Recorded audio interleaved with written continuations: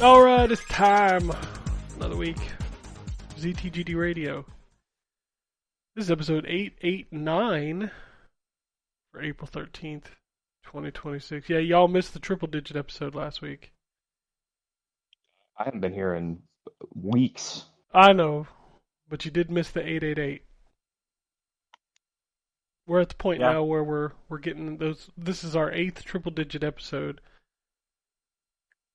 Were you here for 777? And more importantly, were you here for 666? That's a good question. I don't. Who cares?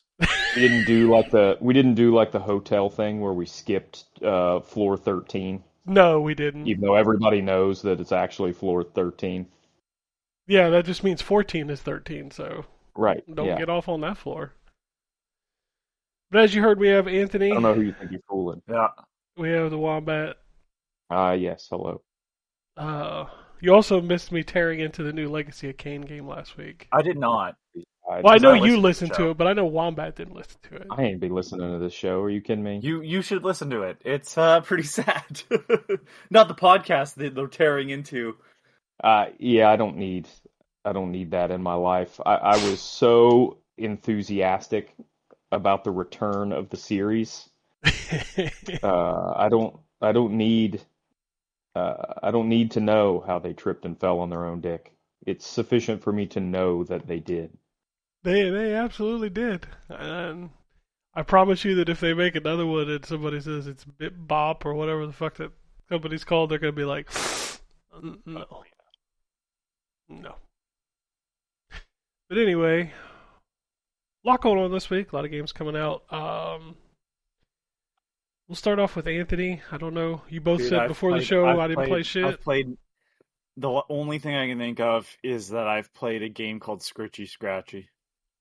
Okay. I saw you playing that on Steam, actually. So it is an incremental game, but what I kind of love about it is that it's all based around scratch tickets. Oh, see, that's a cool idea for a game, I think. So the it's an incremental game, but there is some strategy to it because so I'm gonna actually I have it going right now. So the first thing that you can do is get like a bigger coin, so it scratches more space quicker. See, that's a great idea. But you actually start off with a day job. You do not get to do the lottery tickets first. Your day job is scrubbing dishes. Okay. So when you scratch the ticket, do you have to like use the analog stick or the mouse? And, I use a mouse. Yep. Oh yeah. But then it's like, well, once you've done it enough, and there's different, obviously, prize pools. So it's like the lowest ticket will give you the lowest payout, right? Sure. So like I have the first ticket is $10. Oh my god. And it gives you very little back. But then you can increase your luck, and your luck increases the payout and the likelihood of the payout. As you scratch more and more of the same ticket, it also increases, which means your payout's a little higher, but not by much. You get different coins. You can pay for different coins. Like the one I have right now is a bronze coin, which is like a strength level 8, because some of the tickets have a harder coating to scratch. But what's stupid, and what I love about this, is that there's gadgets, and one of them is a scratch bot that gets attached to the bottom corner of the screen, and you just drag the ticket over, and it scratches it for you. But he has like speed settings, how many you can load in at a time, his own scratching strength, and you're like, man, I'm tired of dragging it over. And it's like, guess what? You can buy a fan. The fan goes in the top corner, and you turn the fan on, and it blows all the tickets to the scratch bot. What is the craziness of video games where like we're gonna make this tedious ass game, and the incentive to play it is to make it not tedious? Yeah, I get it. I do know what you're saying. I will say this, like the detail that they put into like the actual scratch tickets, like all of them feel very different because there's different ways of winning. There is some weird stuff with this one. So there's one called like the apple tree, which is the first one you can lose money on, which doesn't make any sense because that's not how scratch tickets work. But there's different symbols, and when you scratch apart a layer, it's like, oh, this one's a red apple. The red apple payout is this. But then it's like, yeah, but if you scratch a worm the worm makes you lose money. So all you do is What? put like a small scratch into each space before you scratch it fully to reveal it. And as long as you see the worm and don't scratch the whole thing, it doesn't count. I So gotta at go first back. you got to do it manually. I gotta And go then back for a second, real quick. You said that you could lose money on a scratch-off ticket, but that's not how Yeah. scratch-off tickets work. My Correct. brother in Christ, having a better coin doesn't make a scratch-off ticket give you more money either. No. I understand that. No. The coins don't affect the money. No, but it doesn't affect how it scratches off either in real life. Neither does Well, no, does your luck level. No, but the size of the coin does. I think your luck level absolutely does. We've all met somebody who you go, how does this always happen to you? Oh my god. But yeah, no, you can. But the thing is like you can see it and somehow dodge destiny of losing money on a scratch ticket by just not scratching off that space fully. Don't ask questions. It's fine. What the fuck are we talking about? Like, Yeah, exactly. Don't ask questions. It's fine. Yeah, it's kind of one of those like cookie clickers. I appreciate the hell out of any game like that just goes all in on the goofiness. Oh, you Sure. if you run out of worry money, you about get it being real, right? Just make it real within that universe. no, If absolutely. I just thought it was funny was Anthony was like, "That's not how scratch-off tickets work." Like, well, no, wait, it's hold just on like a minute. usually what you pay into the ticket is what causes it to you. But imagine you handed in a scratch ticket and they're like, actually, you owe us. You owe us money now. I would not play scratch-off tickets ever. Here's the best part. As long as you don't accept that lottery ticket and just throw it out, you don't lose the money. Except for the money you spent on the ticket. Except for the money you spent on the ticket. Yeah. Sure. That's great. Lottery tickets were always a weird thing. Eventually, you can upgrade the scratch bot to wash the dishes. What the fuck? That's okay. Sure. So it becomes an auto dish simulator. Got it. Yes, Okay. it's so dumb.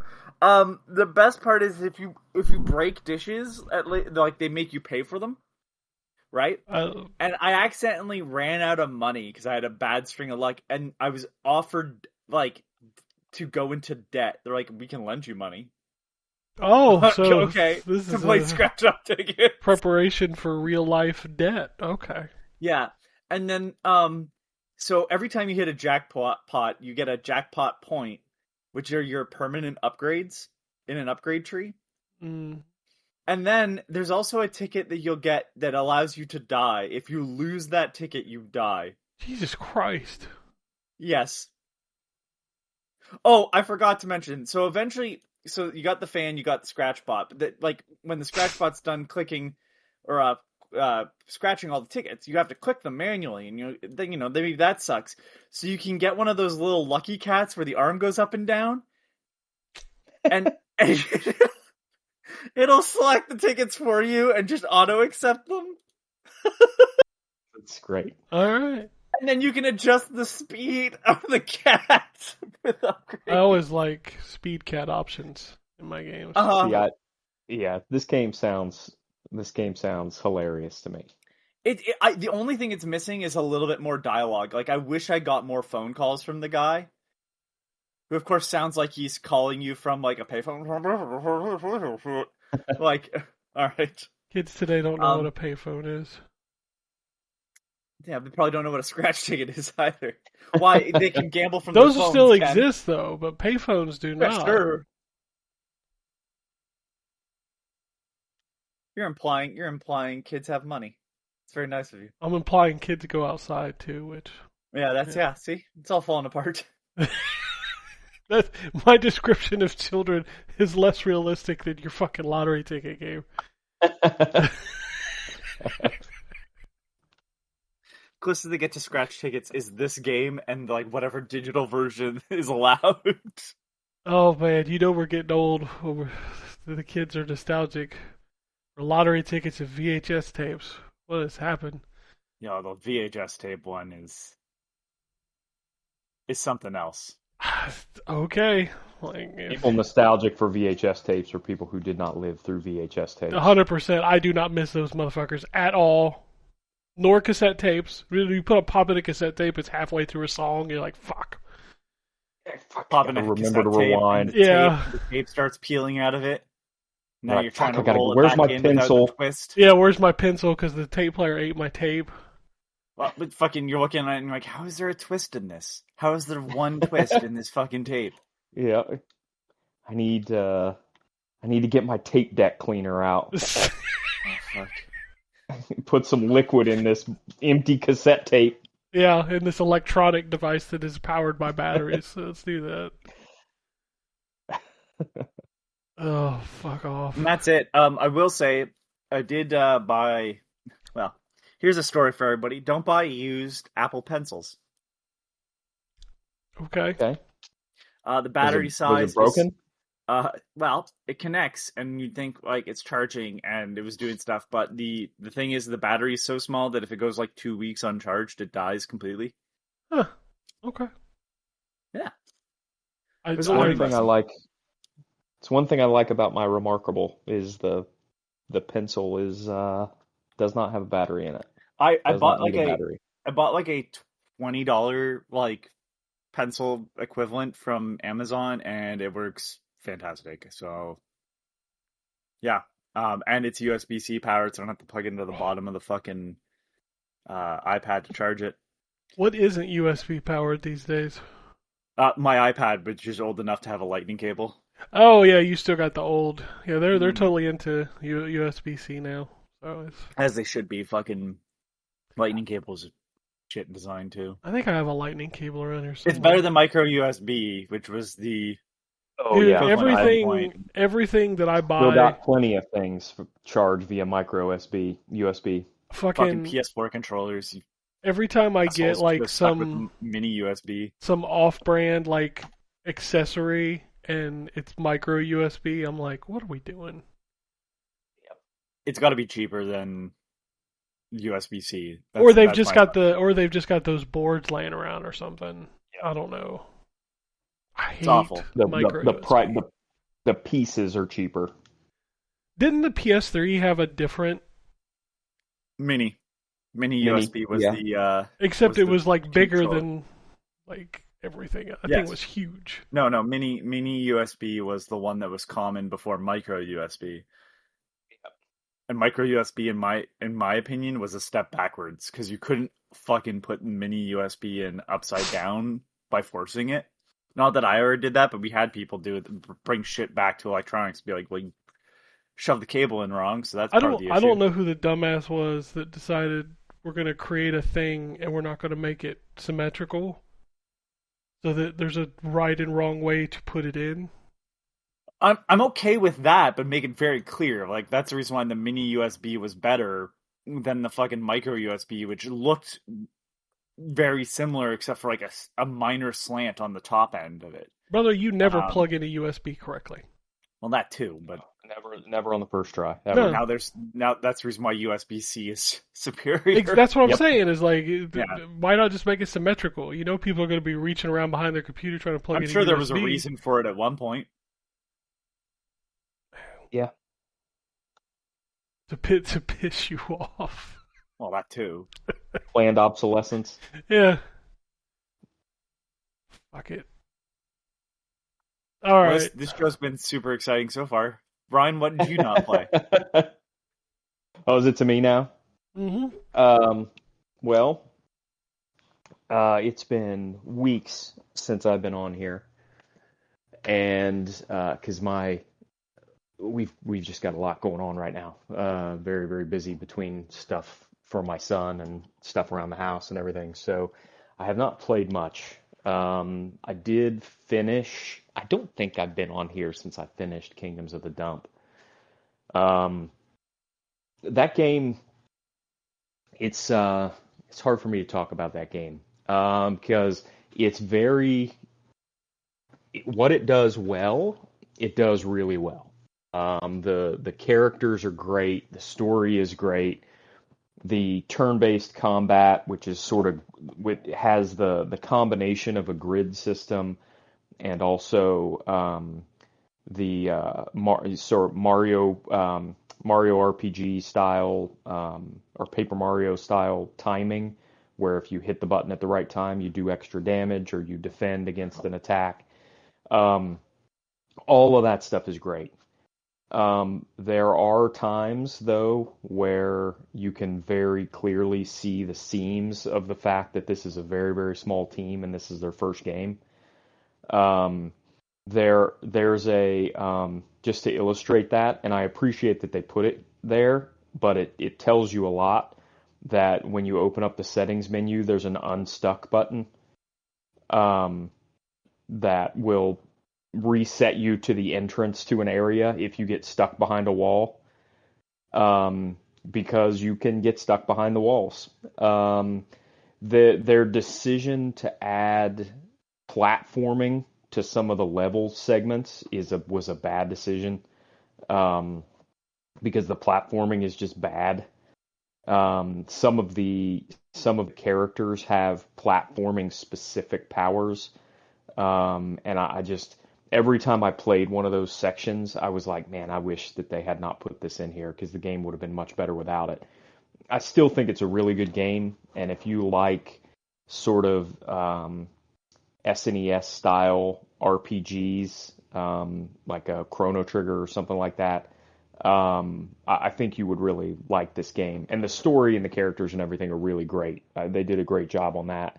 God bless whoever had to put together all of the trash puns in this game. But they did a really good job crafting the world. It's just there's a couple things in there that's like, man, you shouldn't have spent your time on this. Your game didn't need platforming sections. But overall, it was a really good game, and I recommend it to folks who like sort of SNES RPGs or any sort of turn-based RPG, because it was a lot of fun. It's probably 35 hours or so long, so it's not crazy in terms of length for an RPG like that. And then after I finished that, I jumped straight into another turn-based RPG because those are some of the easier games to play on the deck. And I started playing Octopath Traveler, the first one, because I had never. I played probably 5 or 6 hours of it the first time around on Game Pass, and liked what I played, but just never made my way back to it. So I'm probably halfway through-ish now, and that's another excellent game. And I got to tell you, the music is some of the best game music I've ever heard. It's just exceptionally well done. Really, really, really good. It's the cool thing about Octopath is that it plays out differently than what most sort of RPGs like this, than the way most RPGs like this play out. So, have either of you guys played it? I played like you. Like when it first was on Game Pass, I played like 3 hours of it. I've maybe put an hour into like one of the things. Yeah. Yeah. So the way it works is there are 8 characters scattered throughout the map, right? And you pick one of them at the beginning, right? You pick one to start with. And that character has to stay in your party at all times until you finish their story. Then you can take them in and out once you finish their story. And then what you do to start, you don't have to do this, but sort of the thing you can do once you start is every character has basically an intro story that tells a little.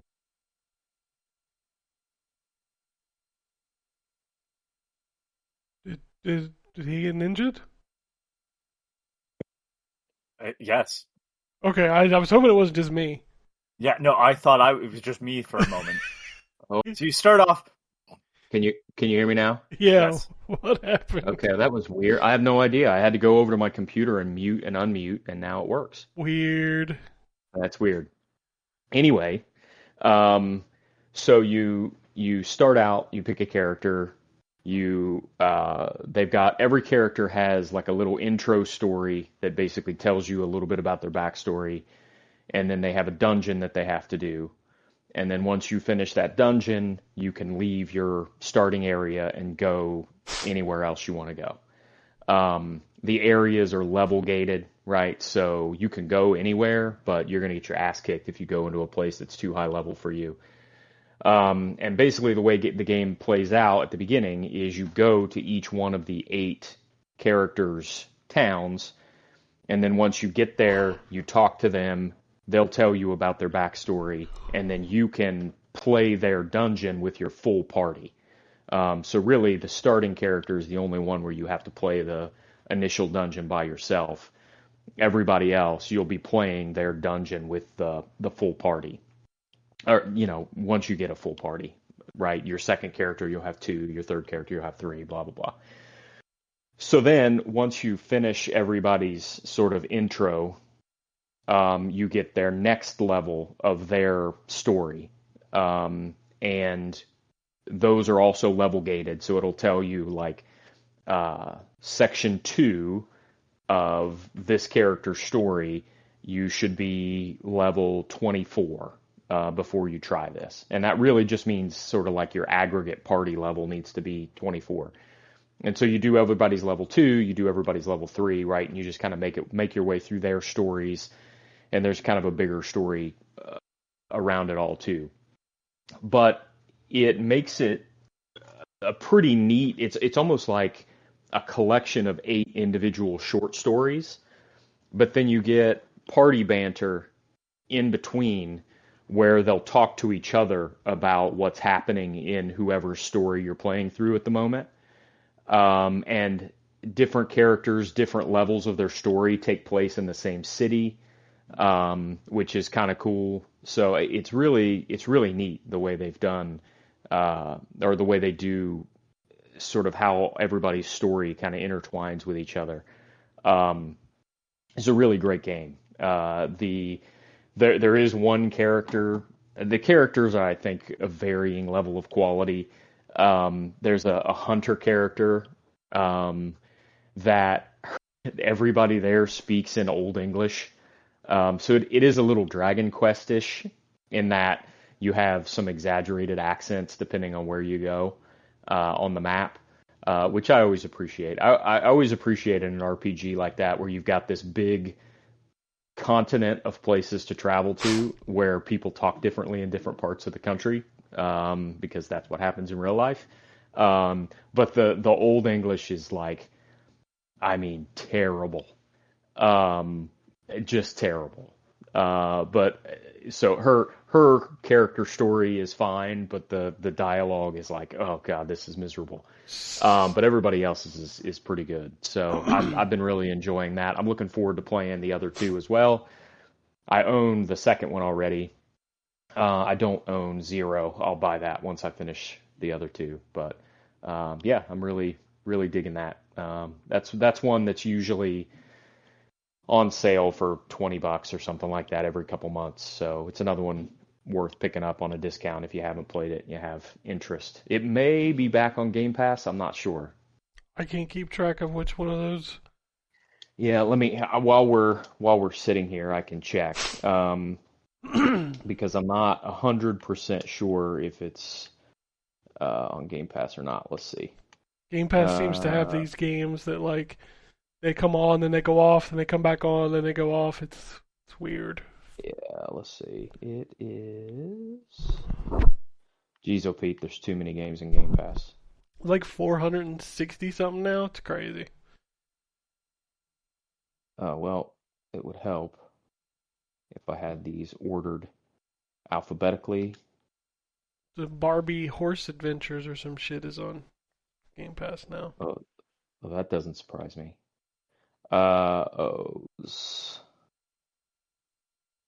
So Octopath Traveler is not on Game Pass, it appears. Neither one of them. I know they both were for a while, but neither one of them appears to be on Game Pass right now. So, but it is a perfect Steam Deck game if you have a Steam Deck. So well worth checking it out on there eventually. And then, I mean, other than that, I played that Basketball Classics game, Hmm. Ken. That's pretty fun. Yeah, I like that game. It took me a little bit to understand what was happening.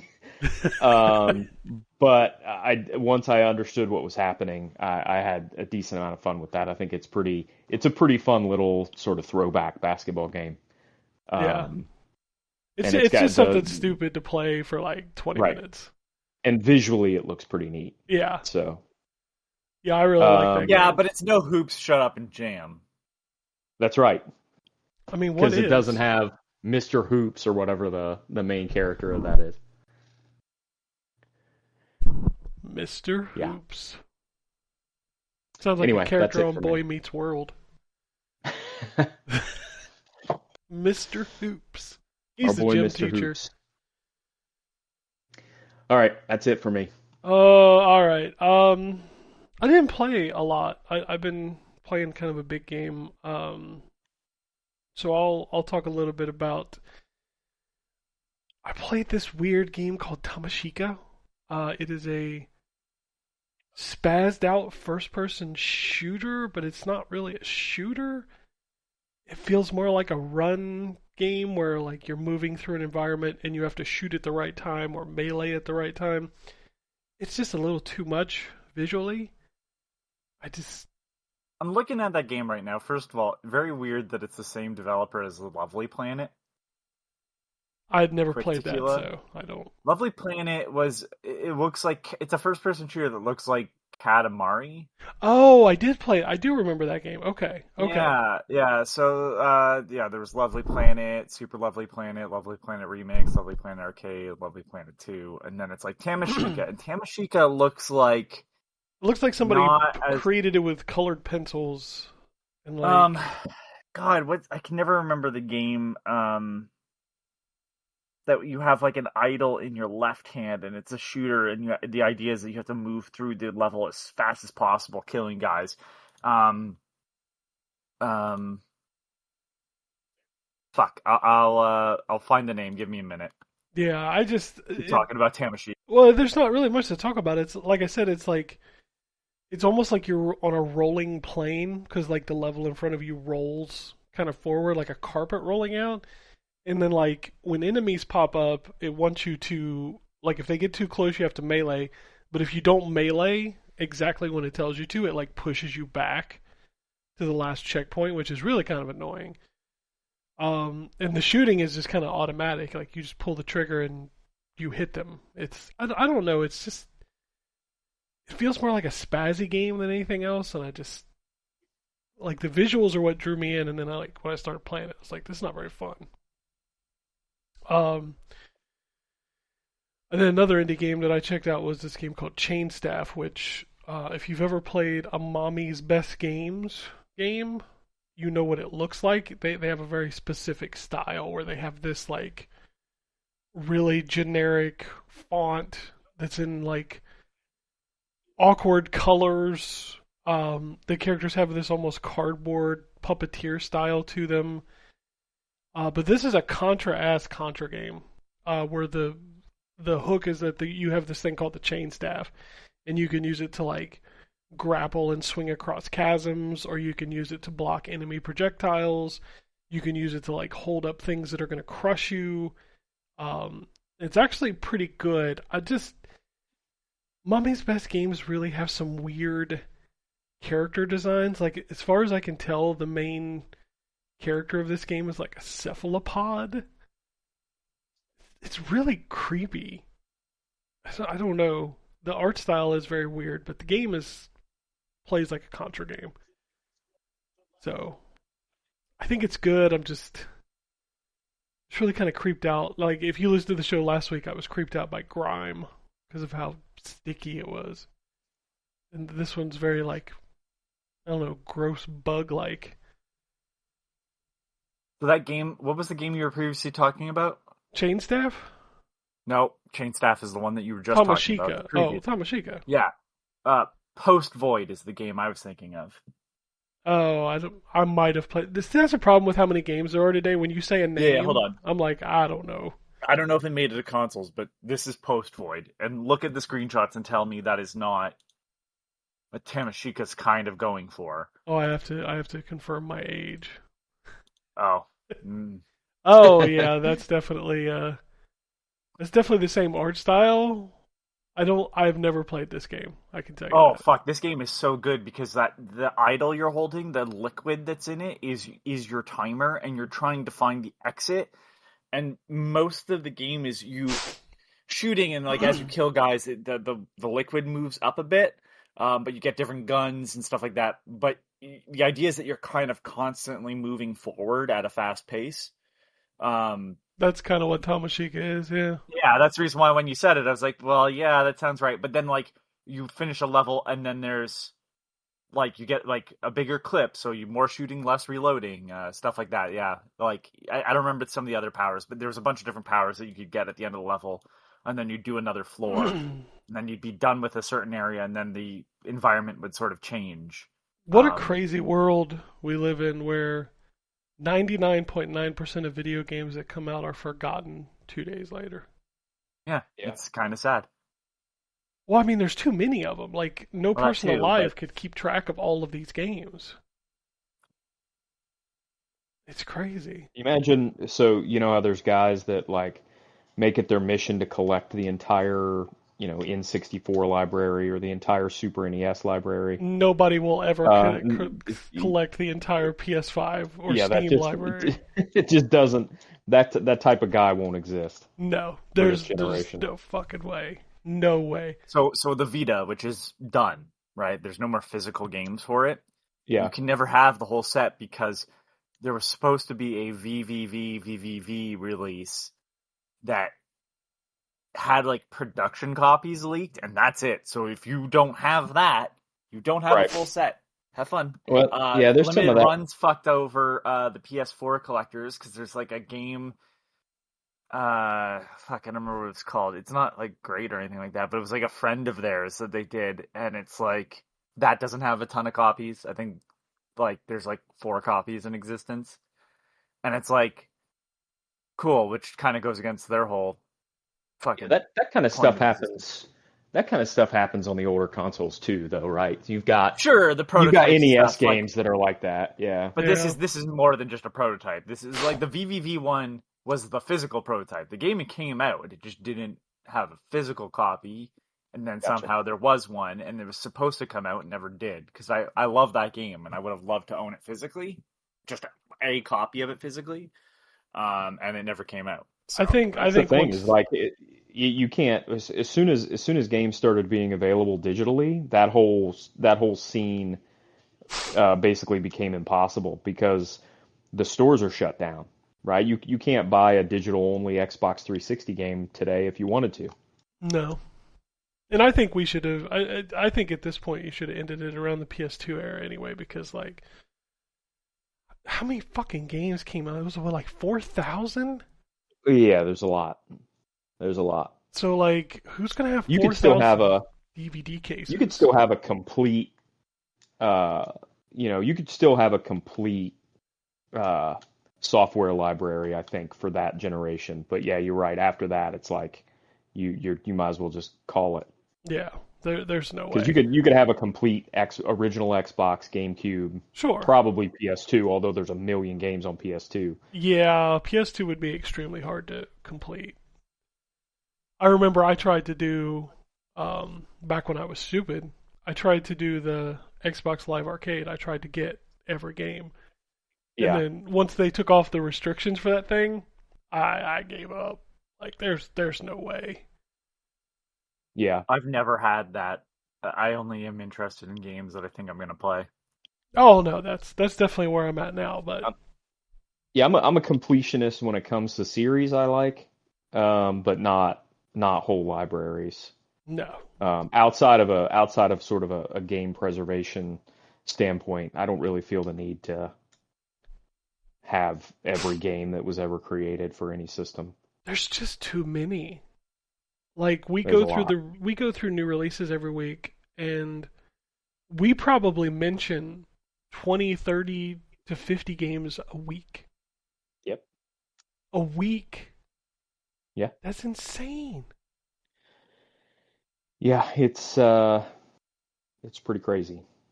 Like, there's no way you have enough time, and there's no way you're going to remember 90% of these games.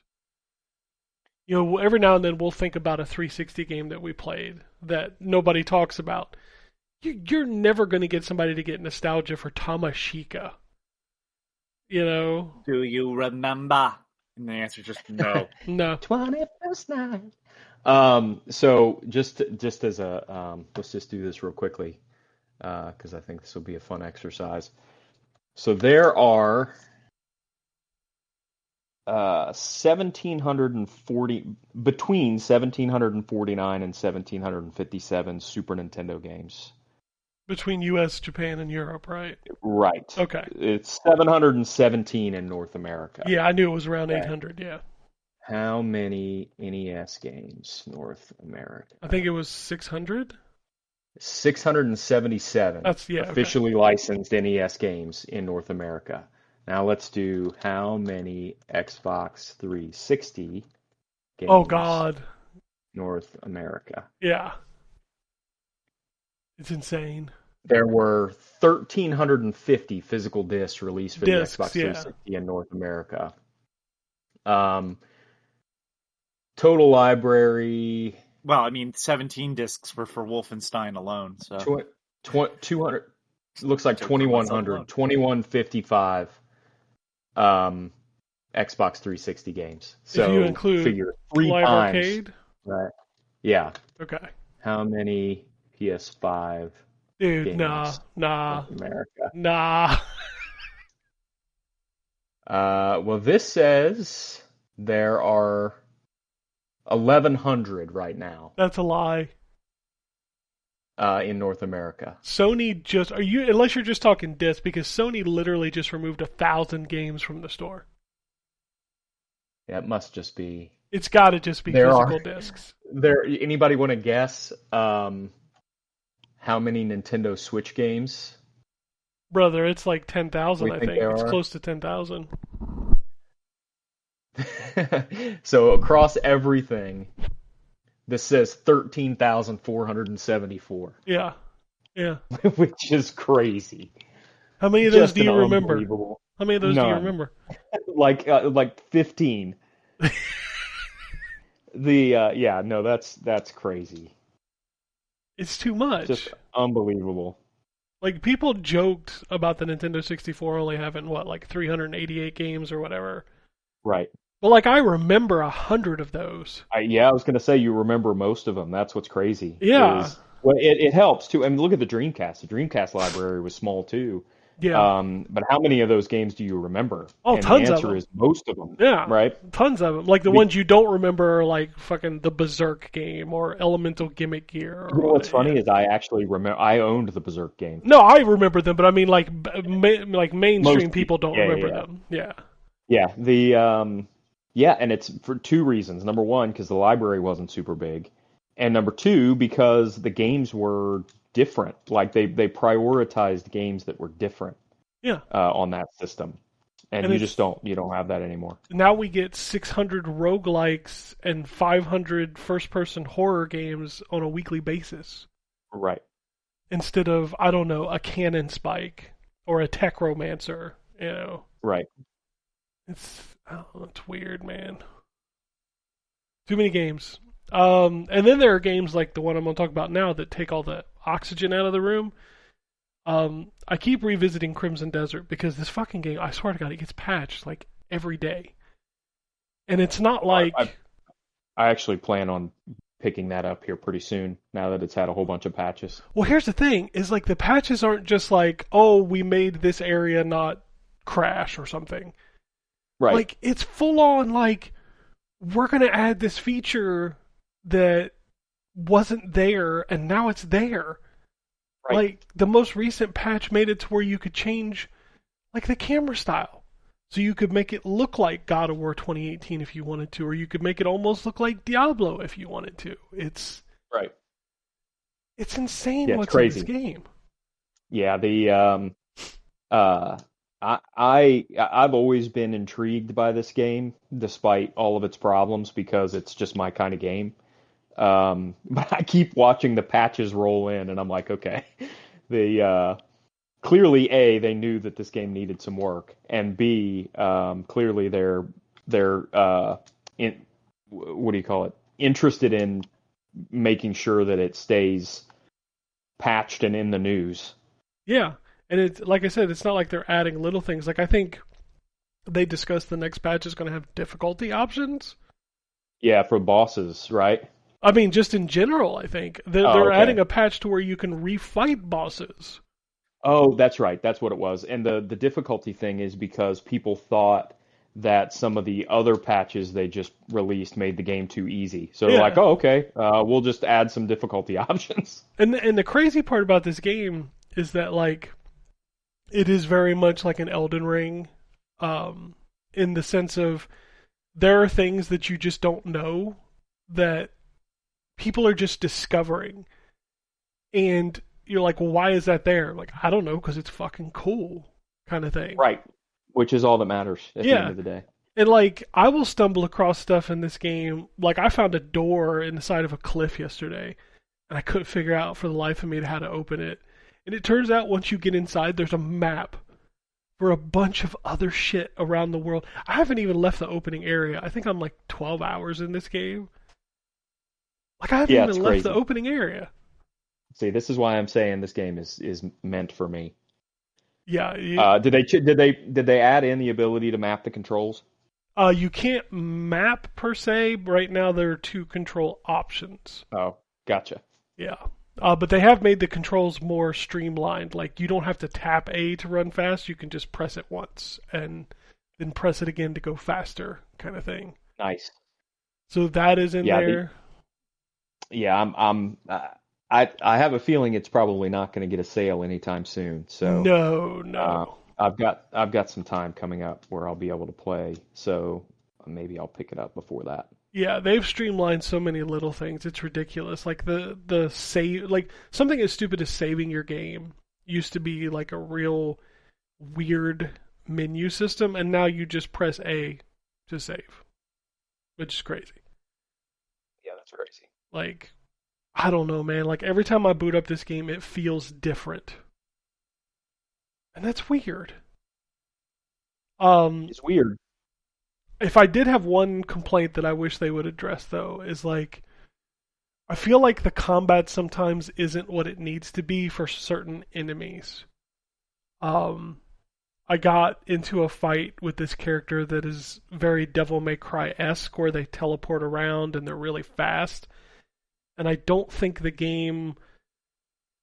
I don't think Cliff's abilities make that fight like interesting to do. It's more like, did you get lucky enough to not get hit? Because there's no traditional lock on that I can tell.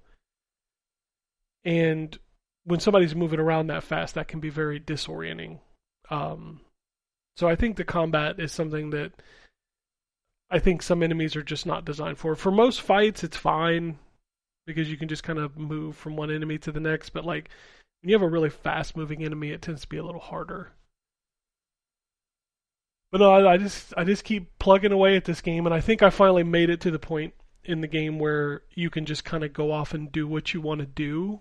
Now that I have my base set up, which only took 12 hours to get, to, to that point. But yeah, I'm kind of taking it slow because I feel like every day the game changes, and I can I can see something new, which is kind of cool. Yeah, it's crazy.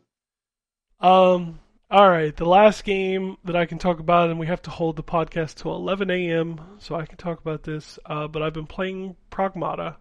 Pragmata? I don't know.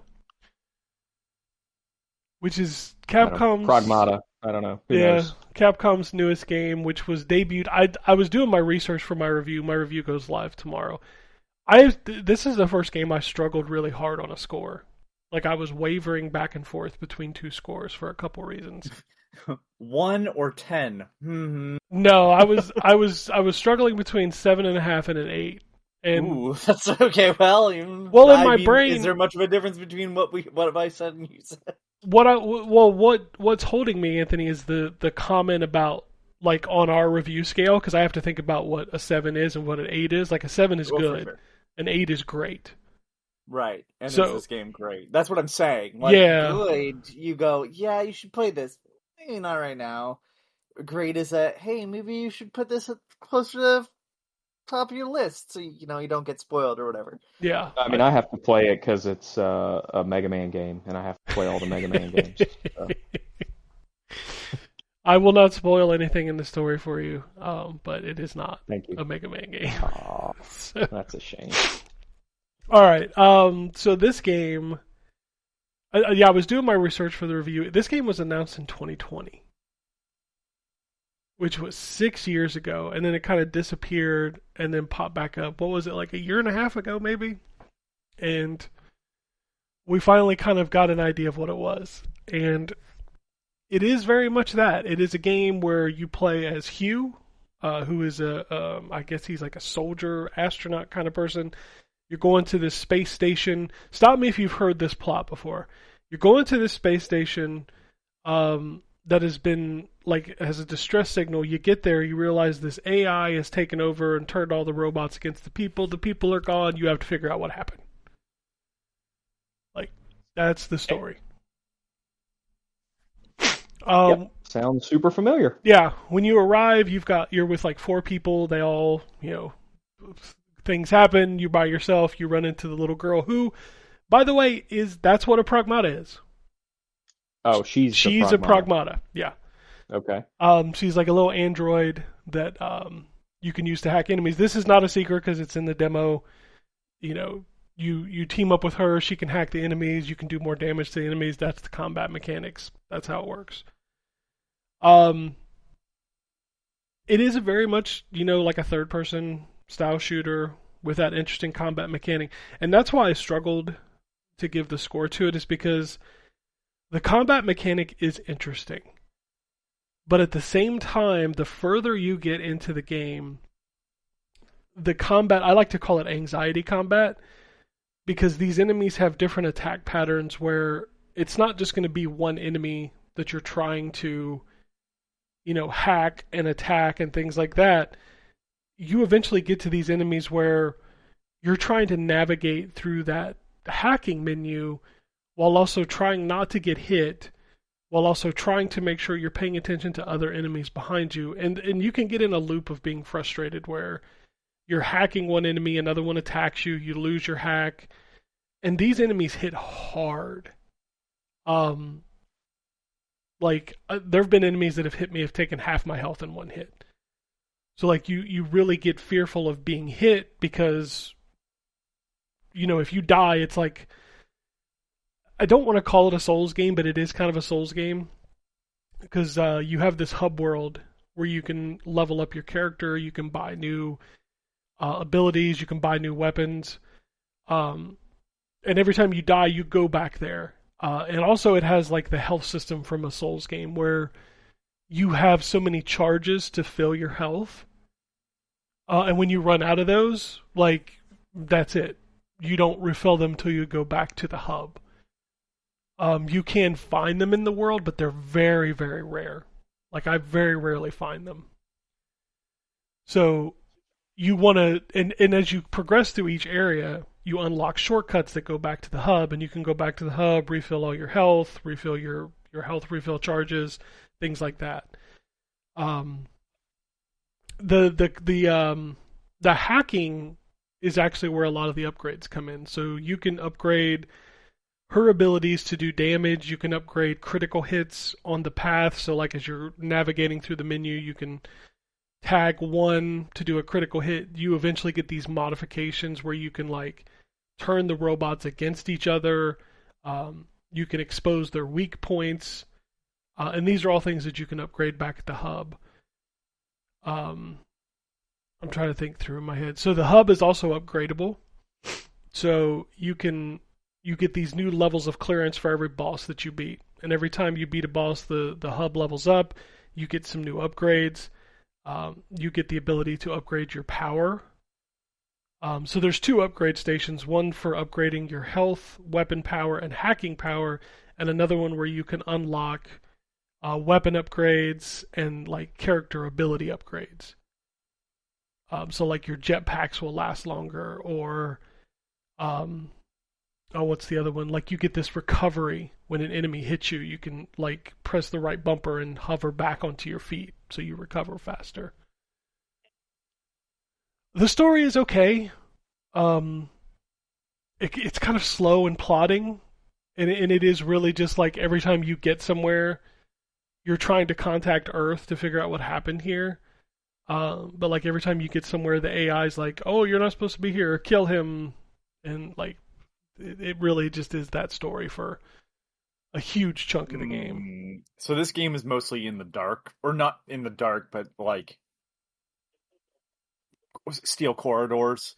So no. Okay. The ship that you're on is a giant 3D printer. And I say 3D printer, but this thing can print biomes. So one of the first areas you go to is like a recreation of New York City. And it literally looks like New York City.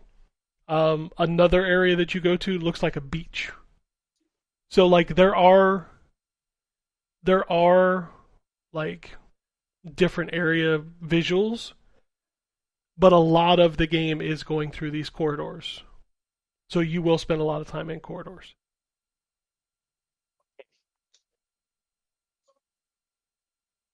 Different than what I expected based on the trailer. Yeah. Like, I'm just going to ask the question outright. Yeah. Capcom put out another amazing game this year. Buy that one first? Yes. 100%. All right. I mean, it would be hard for me to tell Ryan that, you know what I mean? Because he doesn't like Resident Evil. Right, yeah, I ain't Right, yeah, buying I that. understand that. I'm just... For a normal person. For a normal person, Resident Evil is a 10 out of 10. Like, that's... Perfect. That's all I need to know. Yeah, like Resident Evil might be my favorite game of the year by far. Pragmata is an interesting game. I like it. I did end up giving it an 8 because I do think it does everything it sets out to do, it does it really well.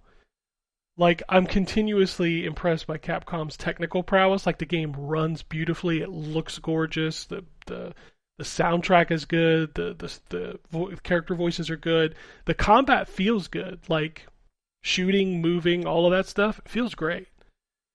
It's just when you get in a room with, like, 3 enemies that are 3 different types of enemies, and you're trying to navigate through that hack, which they do give you upgrades for that later on, where... Like, if you get hit during a hack, it doesn't, like, reset your progress on the grid, which is nice. There's also a way that you can get an auto hack, but you do have to build up a meter for that, so it's not like you can just auto hack every enemy.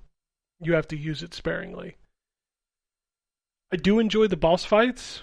They are very grand in scale and fun to do. But this is very much a game where you are constantly feeling stressed out while you're playing. Like, I constantly went back to the hub. Like, every chance I got, I was going back to the hub. Because also the hub is the only place you can save. If you die out in the actual levels... Eat my ass on the fucking only save in the hub shit. Fuck you. You can't save anywhere else. If you bring up the save menu, it's just like, no, you can't save unless you are in the hub. It also does have that Capcom charm. There's a character in the hub that's very goofy, which I enjoy, and the little girl is very childlike robot innocence. Like, she is really cool. And then there's these collectibles that you can collect, which are like recreations of things you would see on Earth, and she's always very interested in them, like a slide or a tire swing or something. So, like, that stuff's kind of neat. Why is that plane flying towards the 2 towers? It's not actual fucking events, Anthony. What's wrong with you? Like, one of them is literally a CRT TV. Oh. Well, I'm period accurate then. Yeah, it's like, I eventually did give it an 8. Like I said, everything it does really well. I just think some people are going to have a real issue with the structure, the pacing, and the combat at times. Like, I think that those are going to be the things that stick out to people the most. But again, Capcom still making great games. That engine is sort of just the greatest thing they've ever done. It truly is. Yeah. Like going from Crimson Desert to this, and Crimson Desert's different. It's a very open world, very large game, but like just the quality of Pragmata, from its like visual fidelity, from the frame rate, from like the design of the areas and stuff, like it's amazing what RE Engine does. I mean, I said it the other day, but again, you could make an argument that Capcom going all in on RE Engine is the smartest thing that any major developer, publisher, whatever you want to say, has done in the last 10 years.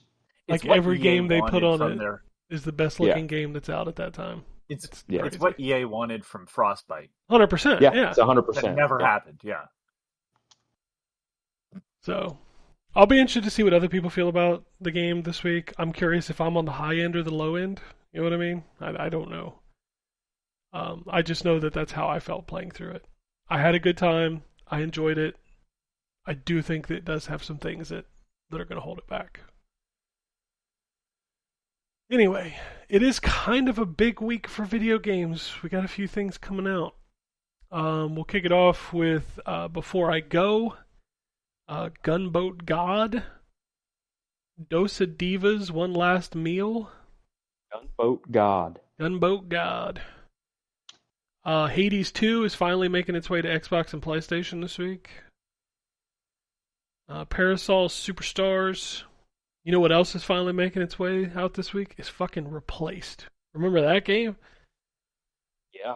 It is glad it's finally coming out because it looks good. Finally coming out. And I didn't know it was only Xbox and PC. I thought it was on everything. Oh no, it was that I remember that from when it was announced. That was like 27 years ago, Anthony. I don't remember that. No. Well, I remember going, oh, this is going to be an Xbox. Reason to turn on my Xbox. You know? It's so weird because there hasn't been like it was announced so long ago that now Xbox first party games are on other platforms. It's funny. Yeah, I was thinking, shit. I'm just hoping it doesn't turn out like that game that was supposed to be like Limbo that was really bad. Which one was that? Exactly. Oh, the Alien game, right? Yeah, I reviewed it. The one half of the Limbo guys made it. Oh my god! Clearly, not the guy who understood the gameplay aspect of it. Oh fuck, that was a bad game. I keep wanting to say somethingville, whatever. Yeah, Summersville. Somerville. Yeah, that's what it was. Pingalo. Yeah. Pingalo? Pingalo? It's got to be a penguin game, right? How do you spell it? Pengilo. Pingalo. Sounds like a penguin game. Ooh. It's not on Steam. Okay. Really? I'm like flabbergasted when a game is not on Steam. It is on Switch, and it is exactly kind of what you guessed. Physics-driven platformer, bouncy penguin. With a penguin, yeah. Yeah. It looks like the penguin's a ball that you have to, like, get into, like, the exit. Okay. I don't know. It looks like a game that I would have seen on mobile. Cool. Wow, I didn't realize this game was on Xbox. Xbox, Nintendo, and that's it. Okay. Oh, sorry, and PlayStation, but no PC, goddammit. That is weird. Yeah. I was amazed that this game was still getting add-ons. Atomic Heart Blood on Crystal is out this week. Time for some more crispy critters. Cthulhu, the Cosmic Abyss. Death by Scroll. I feel like there's a new Cthulhu game every week. This one is made by Big Bad Wolf. Of the 17,000 games that come out every year, I feel like at least 12,000 of them are Cthulhu games. No, 7,000 of them are Cthulhu games. 7,000 of them are Warhammer games. Oh yeah, well that's true. That is the Cthulhu, the Cosmic Abyss. That's the one that Terrence is playing? Yes, that's the one made by Big Bad Wolf. So expectations are a little low. big bad wolf like it means something to somebody. They're the ones I that don't know made what did they make? they made that werewolf game, right? No, Who I made don't think that? so. They made the Council and the Vampire the Masquerade Swan Song. Oh God, that. Okay. No, the Vampire the Masquerade Swan Song is the story one. Yeah, I know. I Nothing. don't like Okay. that. I didn't like Well, the it's not council was the okay, but Masquerade 2, which was I thought Big Bad Wolf made um that crappy werewolf game. the Apocalypse. That was Cyanide. Oh, the Sticks Cyanide. people? The Styx people made that. Really? Oof. Yeah. Sticks was a quality game. That game was trash. Well, I'm sure they were given zero budget and told to fucking make it work. Is that White Wolf? Yeah, the werewolf game that was. werewolf game? Yeah, it was. Okay. Yeah, I feel like they used to throw a whole bunch of White Wolf games at the wall to see what would stick too. Yeah. Ever since Hunter the Reckoning. Yeah, it's now Onyx Path Publishing that owns that. The next game is very relevant. Death by Scrolling. Yeah, true story. Erebon Shadow Legacy. We talked about this before the show, but Fortnite saved the world. Did you say Erebond Shadow Legacy? Ereban Shadow Legacy. Erebon. That's Yeah, what that 100% sounds like it would be a young adult fantasy novel that they turned into a movie in the late 90s and or early 2000s. This looks like the next take on Aragami / Tenchu. Okay. The character moves through shadows. Aragami was cool. Aragami 2 was not cool. But yeah, I've looked at this game on Steam quite a bit because it's been on Steam for 2 years now.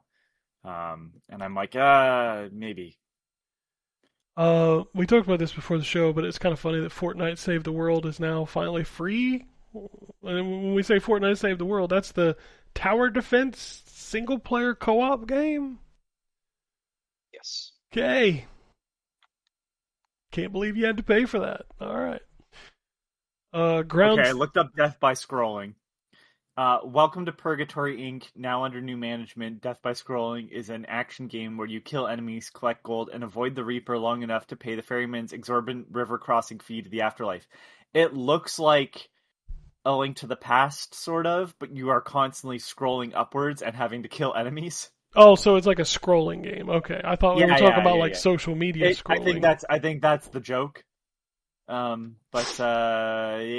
the only thing that I'm afraid Ken might not like is it looks like it might have roguelike elements, but it doesn't. You know necessarily say that. There are 27,000 games released every year. If 26,000 of them are roguelites, that's less games I gotta worry about.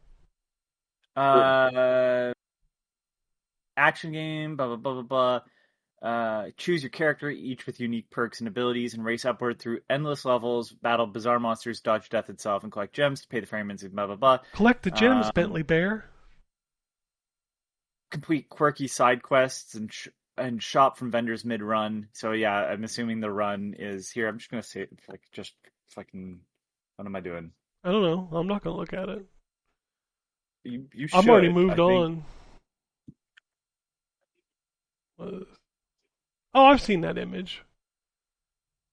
I've seen that artwork. I don't know. It'll probably be in my indies, so I'll download it and play it for 30 seconds. Ground Zero. Not Ground Zero Texas, just Ground Zero. Mouse PI for Hire is another one of those indie games everybody's been waiting on. Yeah, that's another one that feels like it's taken forever to come out. Yeah, it's out this week, and I know that's true because we have it. Oh, great. I do not have it. Somebody on our team has it, and they are playing it. So, Null Star Solace, Peppered, an existential platformer. I got to say that the fact that Mouse PI got Caravan Palace, I was like, who Who did the music for that again? I love Caravan Palace. They do music in the electro swing genre, so it's sort of like modern dance mixed with old swing music sort of sound. They also got Troy Great Baker. choice. What doesn't have Troy Baker? MLB The Show 26. You don't know that. He might be extra True. voicing Crowd 2000. You don't know. It's true. Under Par Golf Architect. ZPF, which I'm excited for. That's the Genesis shmup. Excited to play that. Decolate Decoration. The Empty Desk and Pragmata. All right, I gotta give some credit to Under Par Golf Architect. It's exactly what you think it is. I just like the fact that you get to actually play your course too, as you manage it. Good idea. Yeah, The it's really smart. I mean, pretty much every golf game that comes out anymore has some sort of course architect feature. Oh, does it? So, Oh, okay. yeah. And then what was the one you mentioned before, Pragmata there, Ken? I don't remember. Hold on. I gotta go back. Pragmata. The Empty Desk. That's what it was. Sure, that's an exciting game. Ooh. Yeah, it looks interesting to me. Detective game? Already Oh, if it's a detective someone game. interested. Oh, I don't love the use of AI. Uh-oh. And Got that AI in there. We gotta go away. it's like clearly AI like artwork. I'm like, all right, well. Alright, time for some news. News that you can use for something.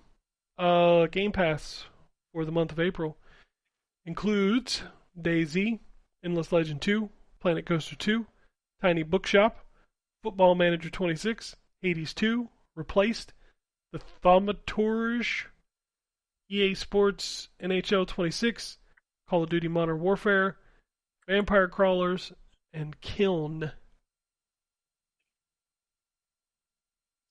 Solid lineup for April. Yeah, I mean, the only thing in there that I really care about is Vampire Crawlers. That's probably cheaper than $30 too. Yeah. Blizzard is updating their newest hero, Onron, because the fans did not like her face. What the fuck? I don't know, man. I That sentence is just... At least it's hilarious. okay. Okay, let me clarify because I know most of the time we're talking about the yassifying shit. Right. The reason people complain about this is because the model looked almost like 3 other female characters on the roster. Got it. Yeah, they were doing the Akira Toriyama, I can draw 3 faces and only 3 Yeah. faces.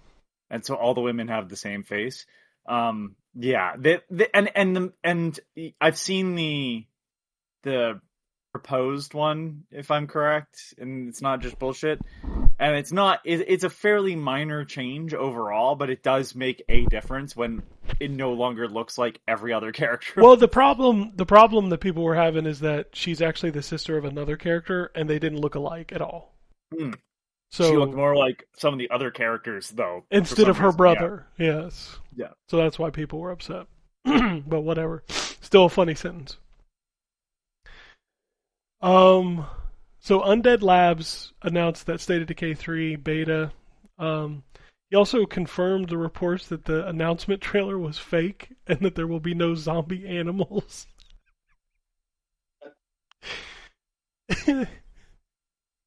Just cancel the Nope. game. What the fuck's the point of this? I don't know, dude, but this game is like, I just don't feel like we needed a It's third just a waste. State of Decay. It's just a waste of money at this point. You shut down Perfect Dark for this. And Everwild. And Everwild. Games that, don't have nearly as much competition as a zombie survival game. By the way, I have some bad news that was breaking this morning of a rumor. Tell me if you're shocked by this news. There are rumors that Fable is going to be delayed to 27. I don't think that game exists. Not I shocked mean at all this. by that. I mean this in the most honest way. I know that we've seen stuff of it, but it's just like, I just don't think there's been enough. I've seen enough to be like, yeah, this game definitely exists 100%. Yeah. Um, I don't praise CEOs, but it is nice to see that the Xbox console is getting updates again. There was a new one this week for an achievement overhaul. So it got a visual refresh. You can now hide games from your achievement list, and it also highlights your 100% completed games. These are cool things. I hope they Can I continue get a to do it. signed like pack though from her, or do I have to just share someone else's photo for cred? Just put your photo out there. You did it. Put on your Project Helix sweatshirt. It's so fucking stupid.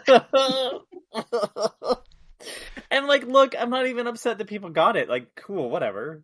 Yeah, It's swag so boxes weird are cool. posting. Good for you. You But post the fucking sweater. Don't post the box. I don't give a shit about. or like people holding up the card that she signed and tagging her and being like, "Thanks so much, Asha." Like you know her or like she cares about you. It's Like she's your buddy. yeah. Like, dude, you are once again, you're a marketing channel. That's it. Guys, She I don't thinks as understand much why about people. you as she thinks about any digital ad that exists out there. That's what you are, I is an don't. ad. You're an I just. ad. I You're don't a know why billboard. people. I've been building the community, buddy. You've been building a marketing campaign. Shut the fuck up. Yep. I hope to God that Xbox does not lean back into this parasocial shit. It is Oh, so you know they are. Well, That's they've all already they have. started, man. it's so cringe though. It just ugh. I hate it. It's already started. I don't have a PS5, and I'm not, you know what I mean? Like, I'm not rushing out to get one or whatever. Um, but like, if Sony threw me a copy of like a new Ratchet and Clank game and then spit on me, I'd still be like, okay, you know, like I'm not like in love with it, but it's like whatever. That's exactly how you should treat me. Here's your shit. Review it, motherfucker. Like, no, not sending me like, here's some swag. Make sure you think about us in the most positive light. Also, we're your best friend.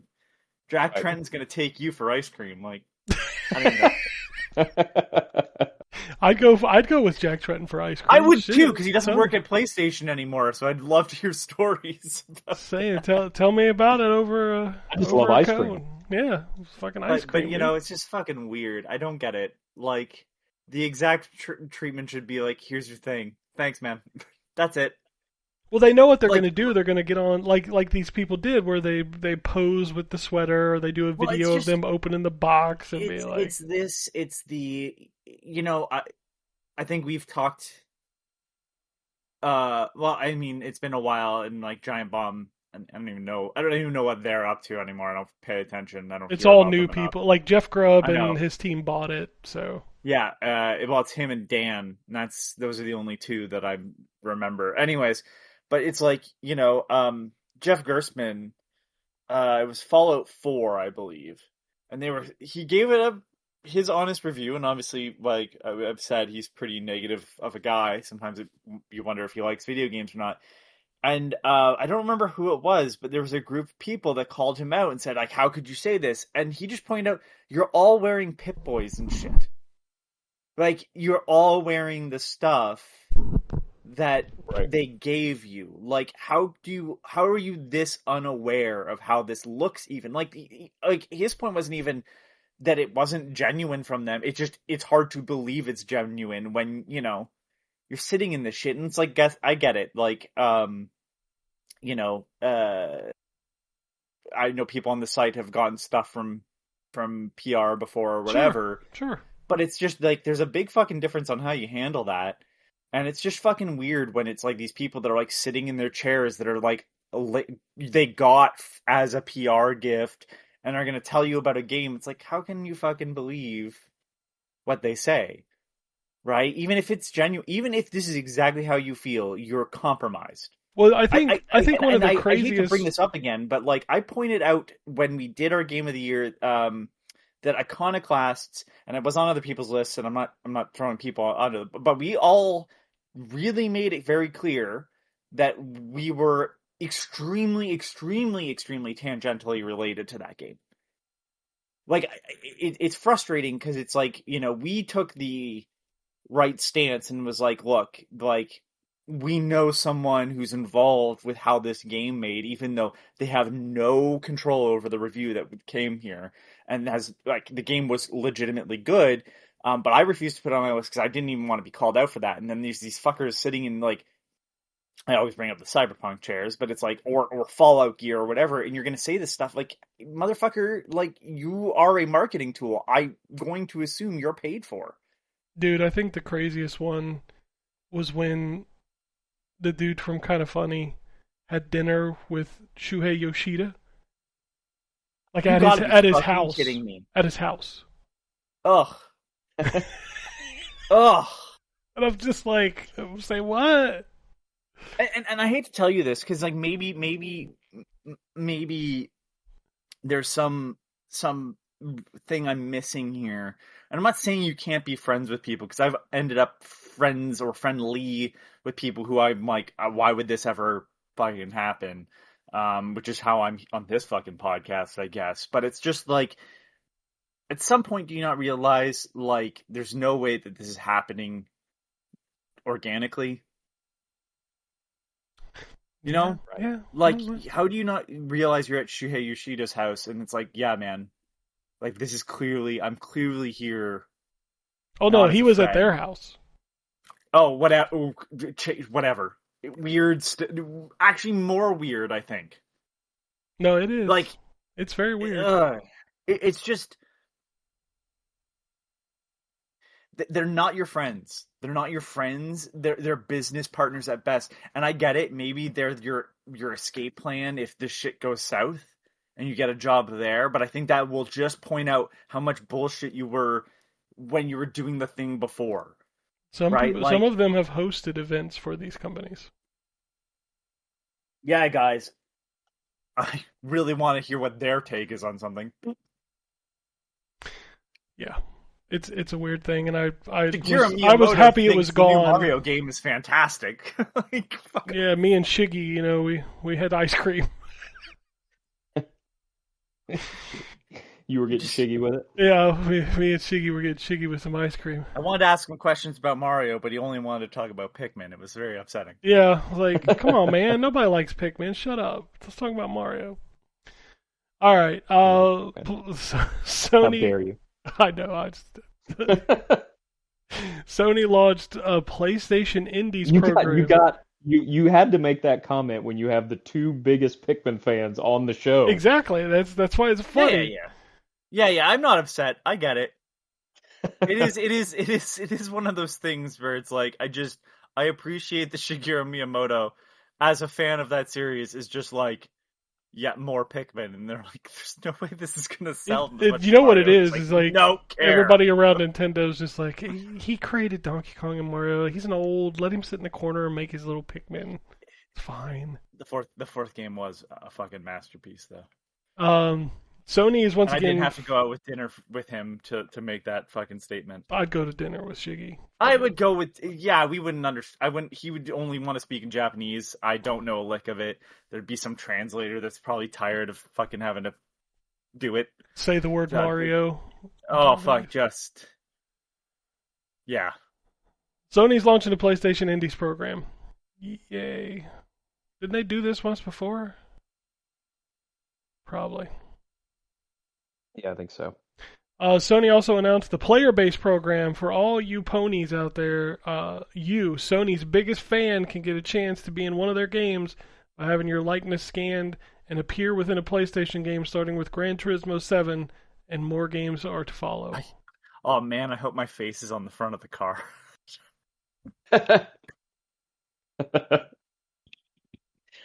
No, I am the car. They've taken a full body scan and they've warped my body. What was that? What was that old cartoon where the dude turned into a car? Yeah, that's what and his mouth turned into the grill. Yeah, that's what I was thinking of. Fuck. I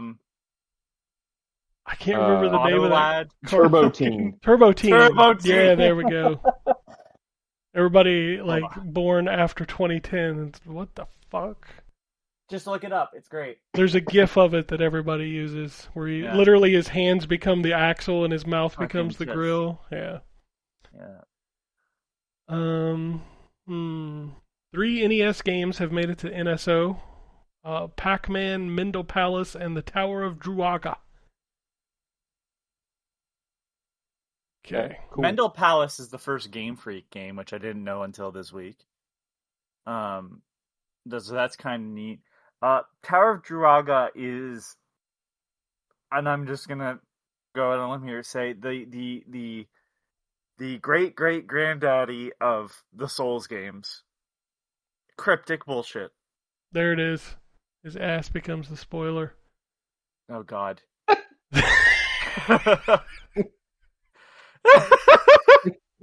Who thought that was a good idea for a fucking show? Dude, we all remember it if we were alive during that time. So. Yeah, body horror. Yeah, I remember it. All right. Impossible to forget, actually. I think is what you're trying to say. Hell yeah. What else we got here? Oh, scrolling down through this news. Most of this, I'm just like, who cares? Saudi Arabian investment firm raises Capcom stake to 6.04%. Nexon has reassigned most of the first Berserker Kazan dev team to a new transition unit after disappointing sales of the game. Development of Star Wars Eclipse. So it's the last Berserker Kazan. Yeah. Star Wars Eclipse development is apparently going, quote, very slow. The game at this stage is still looking to be years off from completion. Oh, alright, Cool. So it's canceled. Cool. Won't you just come back to me when it's ready to go? How about that? Nah, that's never going to happen.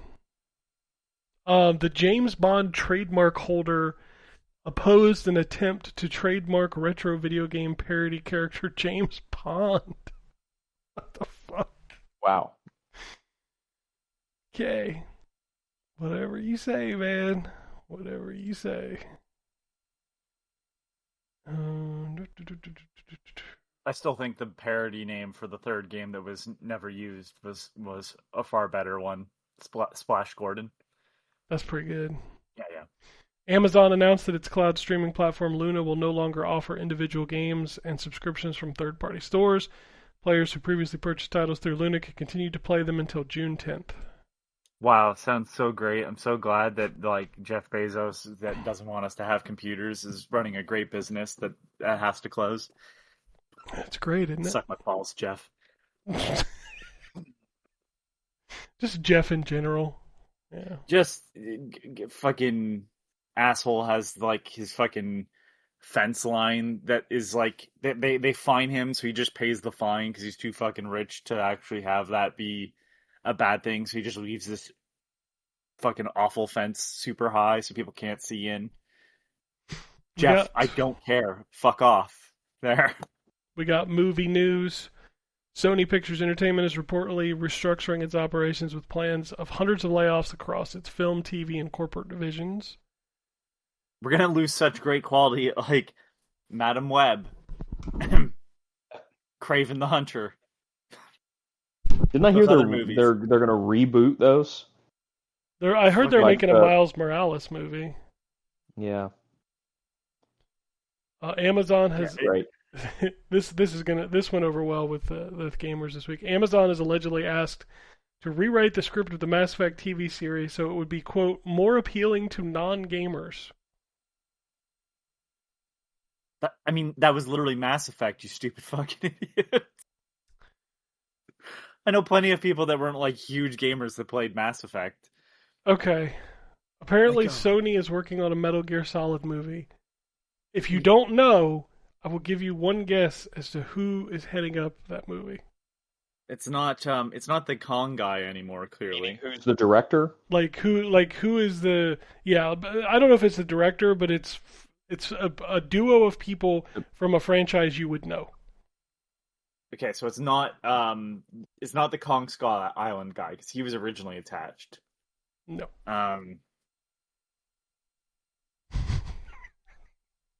I got nothing. It's Zach Lipovsky and Adam B. Stein, known for the Final Destination movies. Oh, wow. I like the Final Destination movies, but wow, what a team to not put on that fucking thing. Yeah, I love those movies, but yeah, that's not who I would pick to make my Metal Gear Solid movie. Cyberpunk got a PlayStation 5 Pro update. It launches April 8th. Nickelodeon Extreme Tennis Next was announced, coming May 28th. They're just going to keep making Nickelodeon versions of all the Mario games. Pretty much, yeah. I mean, it makes sense. Why not? Yeah, sure. Get them on When, every when platform. one of them's fun, no, I like the racing games. I hate to say it. The racing games are pretty good. The Smash Brothers game was not great. Gothic Remake launches June 5th. What else we got going on? Scroll to the next page. Faith, the Unholy Trinity, finally makes it to PS5. It's on everything else. Warhammer Survivors adds a Xbox, PlayStation, and Switch 1 and 2 version.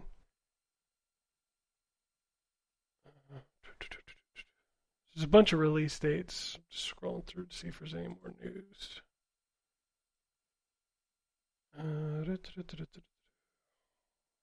Disney Heroes is shutting down. I don't even know what that is. I didn't know what that either. is. I had no clue. 007 Like- First Light Nintendo Switch 2 version has been delayed to later this summer.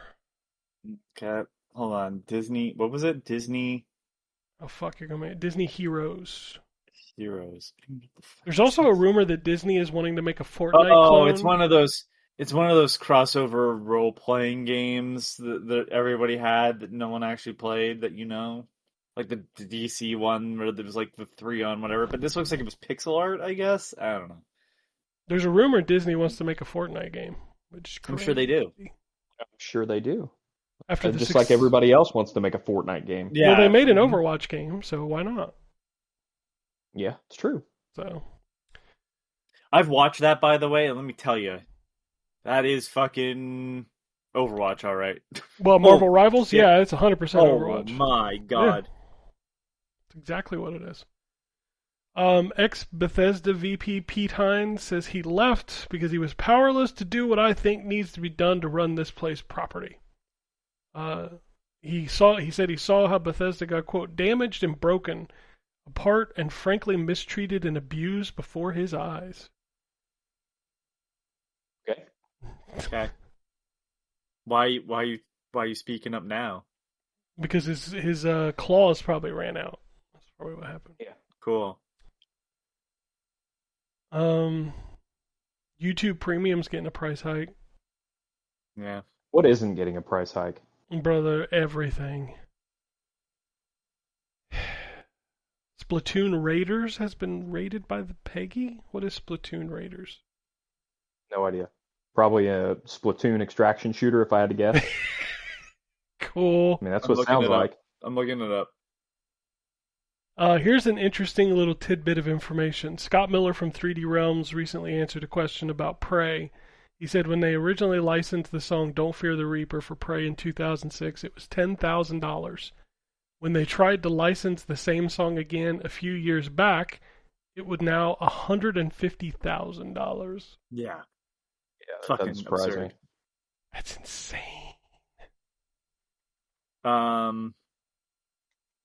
It's a spin-off. It's a spin-off game, and that's all we've got. You play as the mechanic and explore the mysterious Spiralite Island. Sure.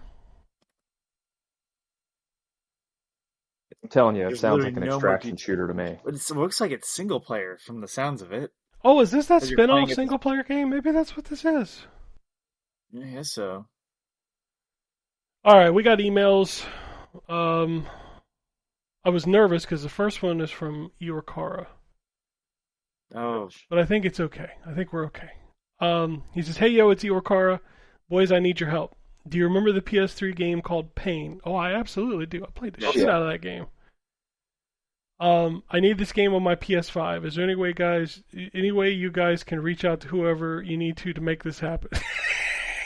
You have a lot higher opinion of our swag than what we actually have. Yeah, I could email my Sony PR person. They'd be like, "Excuse me, what?" He says, "I remember playing this." It'd be funny if they were like, we were thinking about it, and your opinion is what pushed us over the line. I remember that game because like they had all the special characters that you could launch, like Yep. the cow and what was it, Fat Princess eventually in there or something. Yep. I believe you're correct. I That was one of those games that was on the PS3, like Kung Fu Chaos, yeah. where it was like, this feels like a default PS3 game. It's one of the first games I always install on my PS3 when I format it. That and for some reason if you remember they made a Mortal Kombat 2 port on the PS3 that was only on the PS3. Oh, I don't remember that actually. It had online multiplayer, and at the time it came out, it was probably the best arcade conversion of that game. I mean, that's obviously not the case today, but back then it was a big deal. He says, I remember playing this game for hours, having stupid fun. Honestly, my kids will love this game right now. The only thing I can tell you, brother, is to buy a PS3, because the store is still up. Yeah, it is. That's right. Yeah, you can still buy it.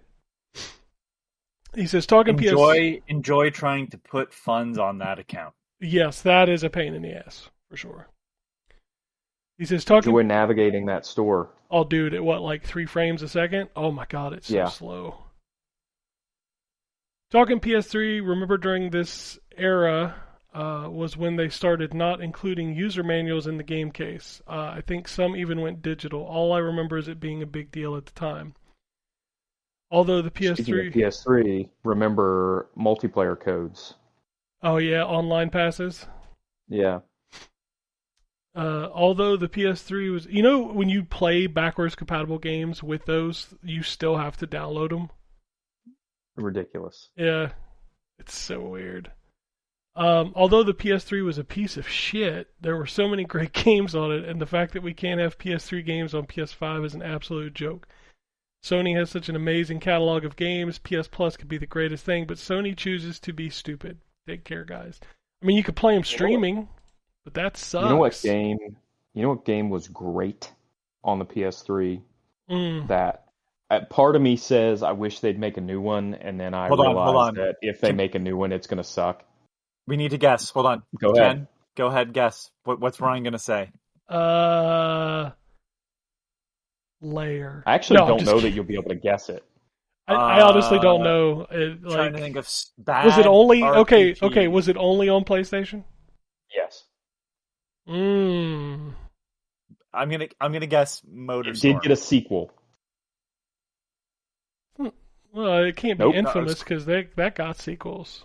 So I said it did get a sequel. Yeah, but that got PS4 sequels. Like. Oh yeah, no, that's not what I'm talking about. Okay. And I said, I guessed. I just said the fucking name of it. God it's damn not it. Heavenly Sword, is it? Nope. Okay. This is. I'll give you a hint. It's not a single player game. Oh. Warhawk. Yes. Oh wow. Okay. I loved Warhawk, man. A lot of people loved Warhawk. That game was great.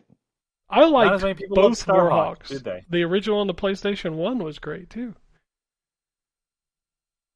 Yeah, Starhawk was not as good. I didn't like Starhawk, but Warhawk was great. Yeah, that's the one where they played with the 6-axis and it looked fucked up. Remember that? Yep.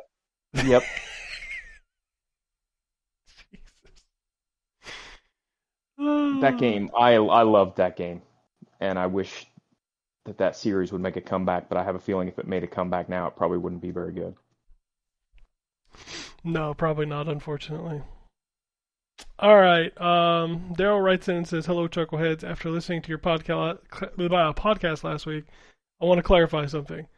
Blood Omen Legacy of Kain was also released last year on a cart on the Evercade along with the original Soul Reaver, so it and PS5 are the only places to play that. Nobody owns an Evercade. Come on. I mean, or you could play it on Steam. Or you can play it on a GOG. Shmemulator.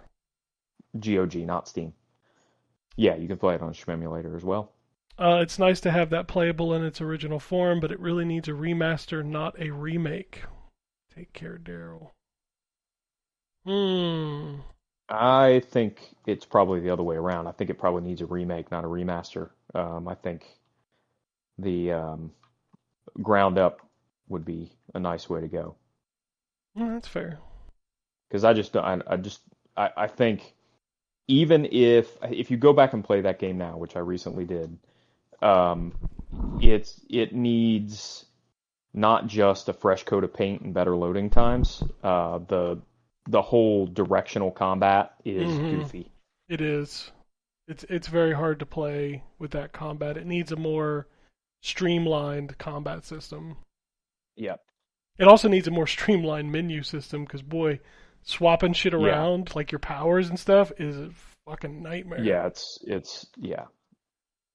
Oh, maybe so. Agreed. And especially considering how long the load times are to come in and out of the menu. I think we talked about this last week, but Terrence and I were talking about how like it would be perfect if you would get like a Blood Omen package where you get a remake of the first game and an HD version of Blood Omen 2. Yeah. Like just do that.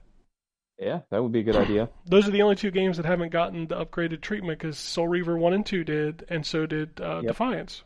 Defiance, yep. So it's time. Blood Omen Collection. It is time. We got a couple tweets, which, by the way, we got our old account back. So, ZTGD Podcast is back. Shogun writes in and says, Invincible feels so good. I forgot there was a beta for that this weekend. I did not play it. He says, as a Killer Instinct fan, it's good to see some of the devs making another game. The DNA is felt, but my god, that game needs some better hit detection and solo combo breaker. $50 makes it an instant purchase, but something has to be done for rage quitting. Yeah. I'll check it out. Rage quitters always ruin everything. I'll check it out. I think it's coming to Game Pass, so I'll check it out. I totally forgot the beta was this weekend, so I did not play it, unfortunately. He also says, I enjoyed the conversation last week, especially the fanboy talk. Exclusives would not fix the industry. Maybe it will help out Sony and Microsoft, but eventually they'll be forced to close those studios because they're not doing enough volume. The next secret sauce will be functionality. What does that mean? I mean, the secret sauce has already been functionality because Nintendo's won the last two generations. Yeah, that's fair. Well, I guess not the last two. The last one and two before that. They're gonna. I think they'll win this one too. Probably. They're. But it won't be. I mean, the functionality here is the same as the last generation, but not for Sony and Microsoft, right? So. I'm very curious. I think. I'm very curious how next gen will play out because PlayStation's going to PlayStation. It's going to be the same thing, right? Xbox is going to be that PC hybrid. Yeah, once we get official confirmation that your Steam library makes its way over to Xbox, I think that's a big win for them. Yeah, if you can just because if it's the same as it is on the Ally, where you can just load Steam and play, yeah, that's huge. Yeah. I would buy more games on Steam, because they're directly accessible in my console library. Yeah. So, yeah, I mean, that would be absolutely huge. PlayStation's going to PlayStation. The PlayStation 6 will literally be the next PlayStation with a new dual something controller and Last of Us Part 2 super remastered. That's totally going to happen, right? PlayStation 6 launch with Last of Us 2? Good. It's got to happen. They haven't released a remake in a while, so. What was the last one they did? Was it Horizon? Yeah, probably. Okay. I was trying to remember. Sony doesn't put out a lot of games, so sometimes it's hard to remember what the last one was. Soros is coming out soon, right? Yep. Okay. May, I think. Is it May? I'm gonna check. I thought it was May. End of this month. Oh, okay. Yep. Let's see. PS5. I'm just looking at what's coming out. Yeah, Soros is the 28th. Huh. 30th if you're not buying the big version. And then after 30th if that, you're it's nasty. just Wolverine. Like is that their only 2 games this year? Uh, maybe. Holy shit, that's crazy. What the hell are they doing over there? I'm gonna say something nuts right now. Maybe, I don't know. I feel like I'm saying it to the right people, but like I want games to be smaller, reuse assets, and I'd rather see games more times a year. Like, you know what I'm saying? Like, We've had this reuse the assets. conversation I know, so many times several because times. we But what I'm saying is like give me fucking your Ratchet and Clank games like once every year and just reuse most of the fucking assets. I'm sorry, Charge me a little Anthony. less. Fuck it. Like, you know, listen, I'm not even saying. I'm using Ratchet and Clank as an example because it was one of the PS2 ones, and it's the only one we've seen because there isn't a new Sly and there isn't a new Jack. But it's like that was when they were doing stuff like that still, and Well, now I mean, there's such a big gap another in between. What are we doing? another perfect example of that is Miles Morales. Like, Yeah, they made a smaller Spider-Man game with the assets from the other game, and it was shit like great. that. Yeah. Well, they were supposed to do that with Venom, right? From They Spider-Man were, 2? yep, they were, and then I think the Insomniac leak screwed all that up. Hmm. I don't know. I'm on the boat of like, we talk highly every time there's a new Yakuza game out. Like, and they're Mhm. not wholly different. Like, Nope. No, they are not. and that's okay. Like, back in the 360 days, we would get 2 or 3 iterations of a franchise in a generation, and now we're lucky if we get one. Even give me some good DLC. Like, Kingdom Come Deliverance 2 did a great job of that this year. Their DLC was fantastic. Oh, Or last year, I I should say. totally forgot PlayStation put out another game this year, and I remember why I forgot. What game was it? Marathon. That fucking Oh yeah. no, I was actually thinking of that mediocre ass God of War game. Oh yeah. Oh. I totally. Ken, what would you rather play? The God of War game again or the Legacy of Kain game again? I'd play the God of War game, Ooh. brother. That Legacy of Kain game is Oh, bad. isn't that just It hurts my fighting over? soul Yeah, how bad that Jesus. game is. It So, hurts. yeah, anyways, it's stuff like that where I just don't comprehend because to me it's like what you're lucky that your next game is Wolverine because that IP has been around for decades Well, it's now. also Insomniac, But so you know like, it's going to be good. Right. and sure, That's the sure, thing. but you know what I'm saying? Like, you don't have like God of War needs this TV show to be successful to some extent because when are you seeing the next God of War game? It's those remakes, and you're not going to see those till probably 28. Mm-hmm. Like So they it's they just like, what are we specifically doing? said those things were just concepts right now. Right. It's a mess. It's like, and there are gonna be these remakes that I just don't. Just give us the fucking original games. We're not going to get anything You, like you know what I'm if it saying weren't for though. It's just like we're Insomniac, just. PlayStation 5 would have like hardly anything, dude. It's true. I mean, Insomniac's hard carried Sony for a little while now. Yeah, like every It's big just. game on the PS5 so far has probably been made by Insomniac because everything else has been a remake. Like the Horizon stuff has all just been upgrades and remakes. Makes Last of Us upgrades and remakes. God of War was on both PS4 and God of War PS5. was on PS4, so it doesn't count. Like, I mean, the closest thing you got to another exclusive game that was really good is the Horizon DLC. which is crazy that it's only on PS5. Well, I mean, you watch that game and you can tell why. I mean, they could have made it a little less and put it on PS4 and sold more. That's what I don't understand. Maybe I think I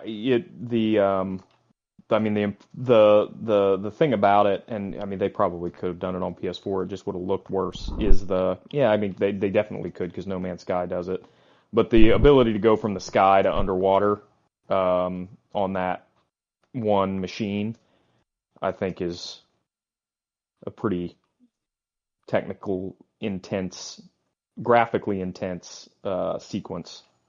I'm just gonna say it. This generation sucks. It's been pretty weak.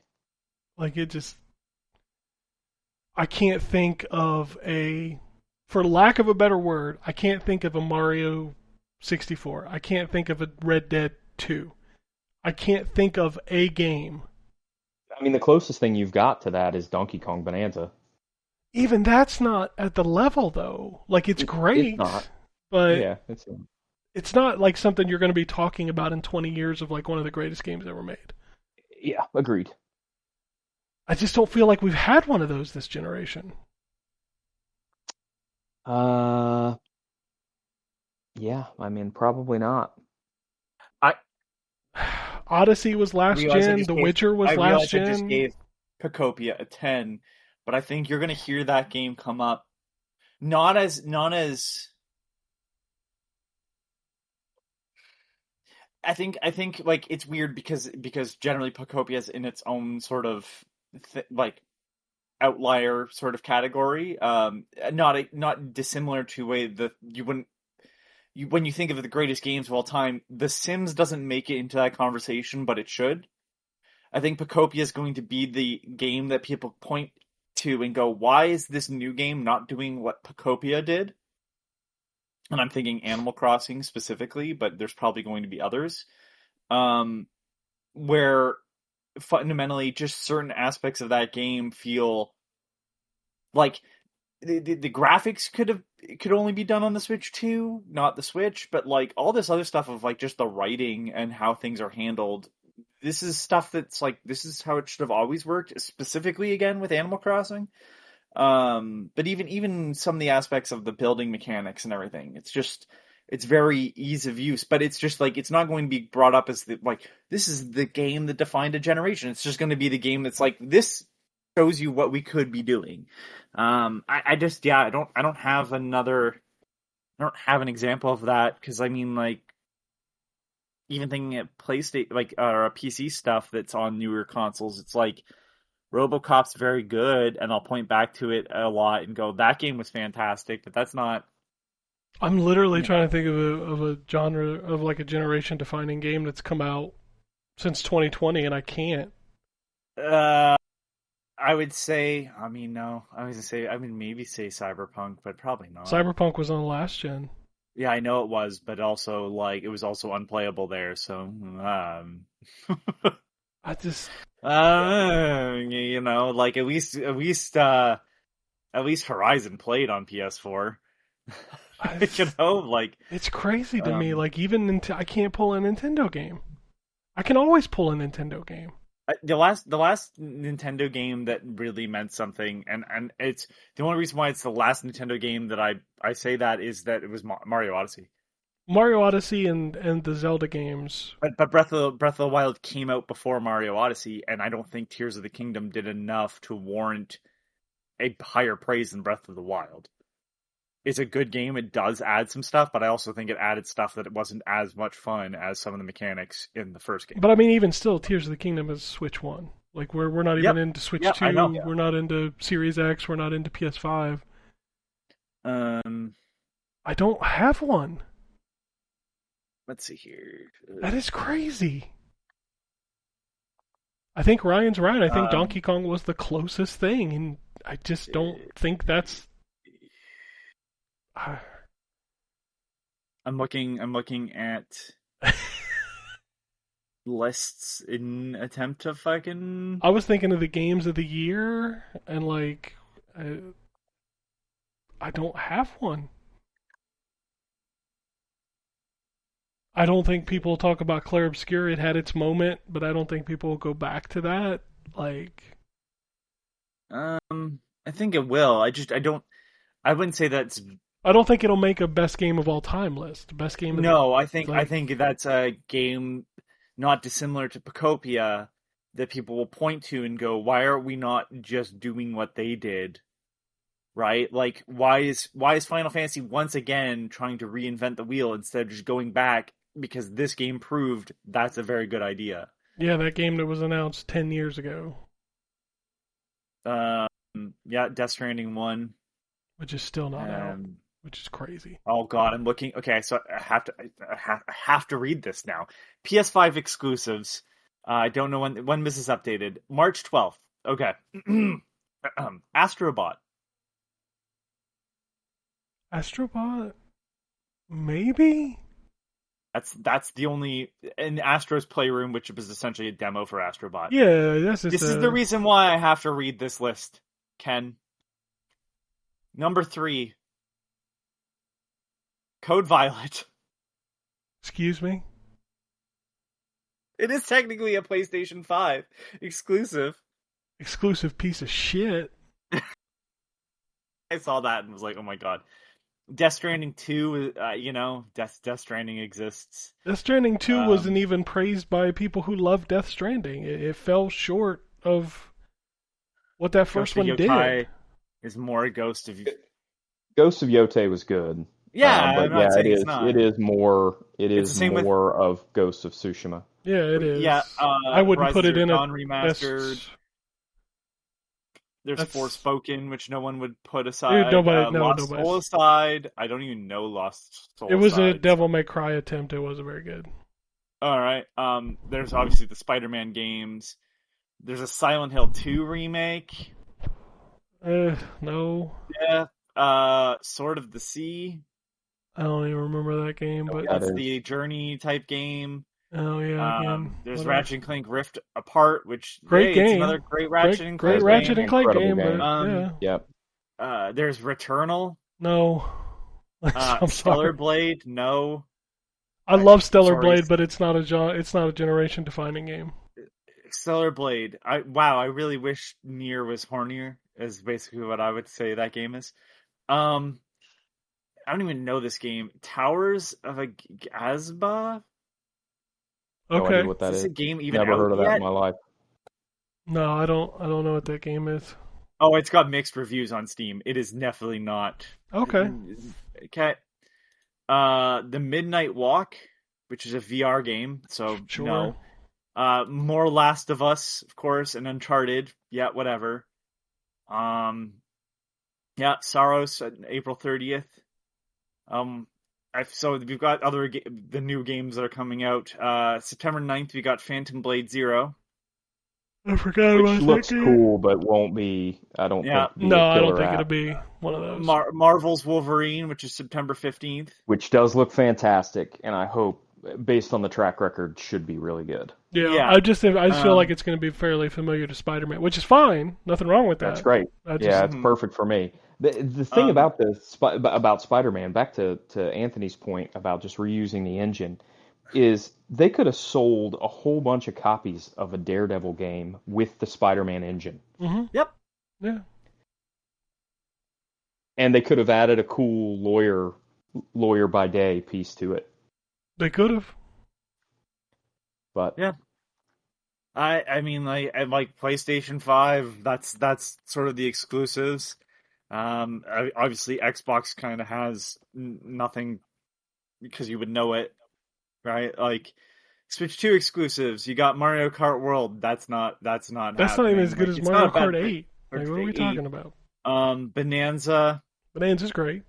Yeah, Welcome Tour will forever be remembered, but not for good reasons. Another Hyrule Warriors, Kirby Air Riders, That Hyrule Warriors game was forgotten the day before it came out. Yeah, Pacopia. I definitely forgot that game existed. You know, we got a Yoshi game, but like it's gonna go the way of every other Yoshi game. God, I can't wait for that Yoshi game. It looks great. It's just none of them are ever going to be as good as Yoshi's Island for some fucking reason. Because I don't know, they got cursed by somebody. Fire Emblem's not going to change my view on Fire Emblem. It doesn't, it's not a bad series. It's just not for me, and I don't think it's going to revolutionize anything. The Duskbloods, which is the From Software game that's coming to it. I mean, it looks like a fucking From Software game, so I just don't. I hate to say it, but if this next Pokemon game that's coming out next year is really good, maybe that'll be.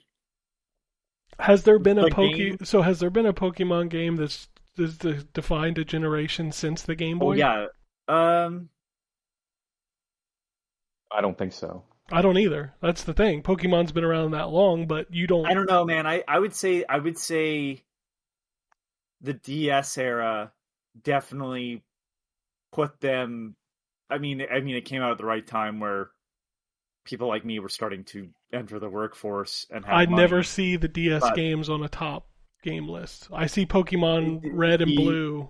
You on don't see many. Black or White on there? That's No, surprising. I do not. Those aren't even my favorites, but okay. All right. I don't know. Yeah. I don't know. I think it's funny because the games you're going to see from this generation, quote unquote, you're probably going to get Balatro and you're going to get Vampire Survivors. Vampire Survivors was on the last gen, though, wasn't it? Yes, but that's what I'm saying. Like, you're going to get these games. I'm talking about games that are post new consoles. What I'm saying is you're going to get these games that are, like, not even showing off what the power of these, what we're apparently climbing for. Right? Like, it's just going to be games that look like they could be running on a calculator. Honestly, the game, to that end, honestly, the game of this generation, if you want to call it that, is Roblox. I mean, wasn't that before this generation? Yes, but it's still the game of this generation because it's all anybody plays. I mean, I just feel like I need a game that came out in this generation to define this generation, and I just don't see it. Like, there's plenty of games that are continuing to dominate: Fortnite, Roblox, Warframe. What year did the PlayStation 5 come out? All these came out in 2020. Oh yeah, that's why I meant 2020, not 2000, obviously. PlayStation 5 came out. The PS9 came out in 2001. What are you talking about? All right, I'm just gonna quickly see here. I'm looking at quick breakdowns of these of the 2020. Like Halo fell apart. Like, yep. Hey, look, there's nothing so far that I would go, yeah, that's my point. Like, it's crazy. You know what? I don't know. It's a weird place to be. I was gonna say the Final Fantasy VII remake. That's not done. When finished. That's not done. No, no. And that came out in 2020 on PS4. Right, but I mean, the second one didn't. The second one, sure, but like no. Disc 2 doesn't count. My favorite game of this generation is Kingdom Come 2, and it could have easily been done on last generation. It's really not that much. I mean, it looks better, but it's not that much better than the first one. Isn't it on? From a visual standpoint. PS4 and Xbox One? I don't think so. Huh. Maybe? I don't think so. I thought it was. Maybe I'm crazy. Just quickly see here. Where's the best Man, games? this is blowing my mind. I'm just looking at the best games of the year on like Metacritic for every year. So 2020 let's just go back. Come on now. 2020 Persona 5 Royal. Sorry, it's not Royale, it's Royal. Last of Us Part 2.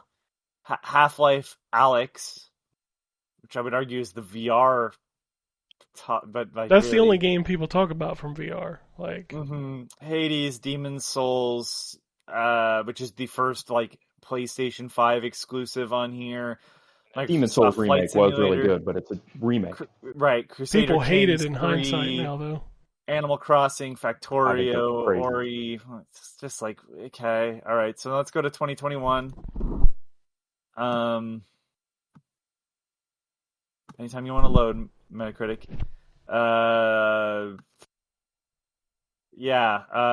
Final Fantasy VII Remake Integrate on PS5. Ratchet and Clank Rift Apart. That was a great game. Metroid Dread. That was a great game. I liked Metroid Dread, but that's not this generation. No. Psychonauts 2 is on great that game, list. not an all-timer. Yep. All right, 2022. Like, these are just games I'm pointing out that I'm like, yeah, okay.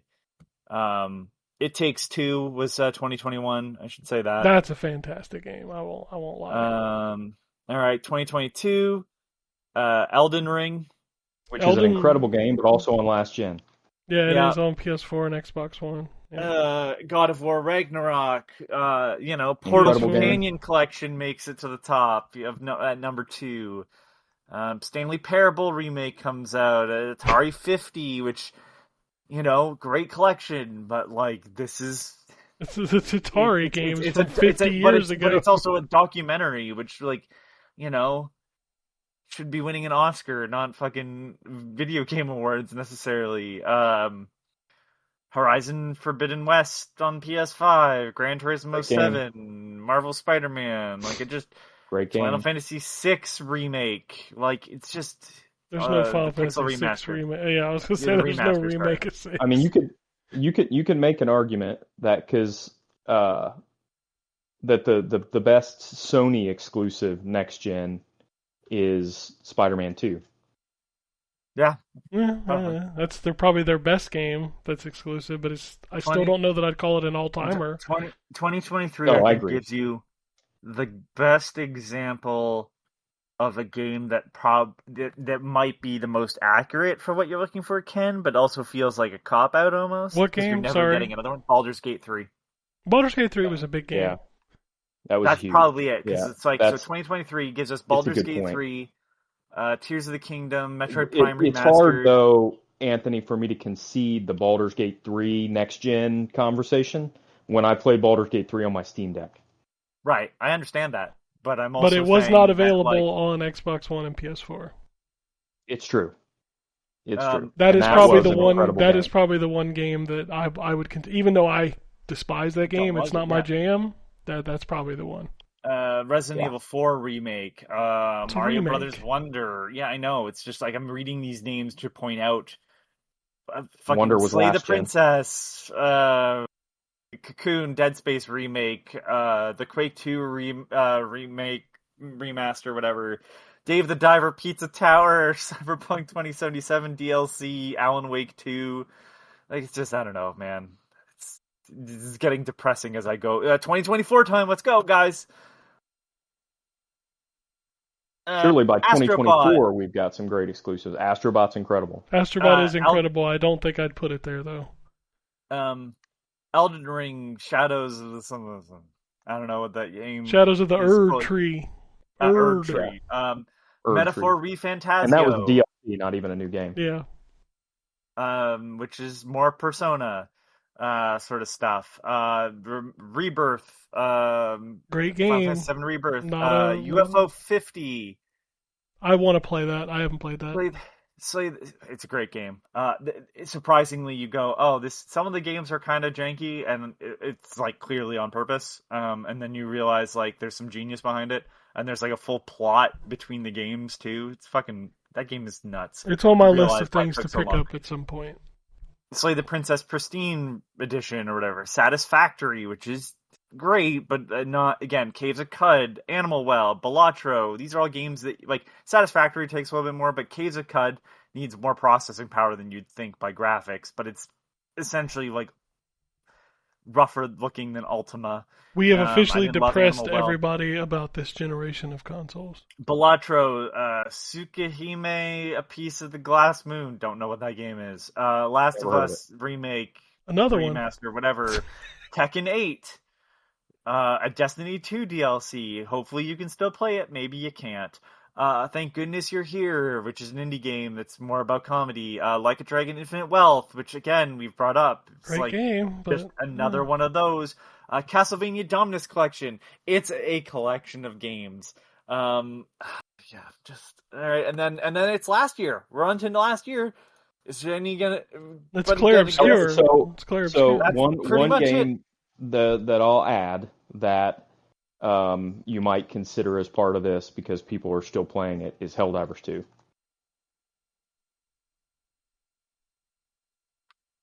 I'm not against it. It's fun. And I don't know, that's one that feels like it's a next-gen game, and people are still playing it. and there's been some copycats already. So It feels like the only live service game of that type from this gen that anybody has had any traction right, to. yep, Because everything else that people play, whether it's Fortnite, Overwatch, I mean Marvel Rivals, I guess, came out this gen. That one's got traction. yeah, yep, Warframe, Roblox, like all that stuff, that's all past yep. gen. It's all old. Yep. Man, that's depressing. Yeah. So last year, here's the Metacritics. I'm gonna start at number 1. What do you think number 1 is? It's Clear Obscure. I know what it is. Incorrect. It's fucking Tears of the Kingdom. New games. Yes, I know. Hold Tears on, of the wait, Kingdom. no, it gets better. It's And Breath then of the it's Hades Wild. 2, I know. Yeah. And then Hades 2, and then Breath of the Wild at number 3, and then it's Clear Obscure. Yeah, I'm aware. Yeah, I know. The Zelda. There should have never been reviews of the Zelda patches. They're patches. Then there's Blueprints. Get it? Split Fiction, which I think Split Fiction and It Takes Two are probably the most honest depictions of this generation / last generation. It Takes Two is where so good. Where it takes Split Fiction. Split Fiction's great, but It Takes Two was still better, I think. Okay. Because they're multiplayer only experiences, which a lot of games in this genre this generation are limited to multiplayer. Yeah. The fact that we have 2 games that are on the list that we would say, and one of them is a multiplayer game. I think that speaks volumes to where Split Fiction is. But then there's Donkey Kong and Hollow Knight Silksong. But Despelote, which is an independent game, and Rhythm Doctor, those are indie games. Like Rhythm Doctor and Despelote, they're in the same category as Undertale almost, where it's I think they're going to be remembered for a long time, but I don't think they're going to be attached to a generation of consoles. Now Death Stranding is here, Talos Principle remastered, Sands of Blake Manor, but again, not a console connection thing. At least Kingdom Come Deliverance 2 is here. I don't know. You're right. This is miserable. I apologize to everybody. I just made it's just, but I mean, the console prices are going up. I don't see the point in upgrading. I mean, well, how could I? I saw rumors this week that PS6 was going to be between $600 and $800. I'm like, what the fuck are you smoking? The PS5 Pro is $800. I'm going to just look up. I got some bad news for you. PlayStation 6, $999 flat fee. When did the PlayStation 3 come out? 2001. 2006? Or 2006, yeah, sorry. 2001 was PS2. 2.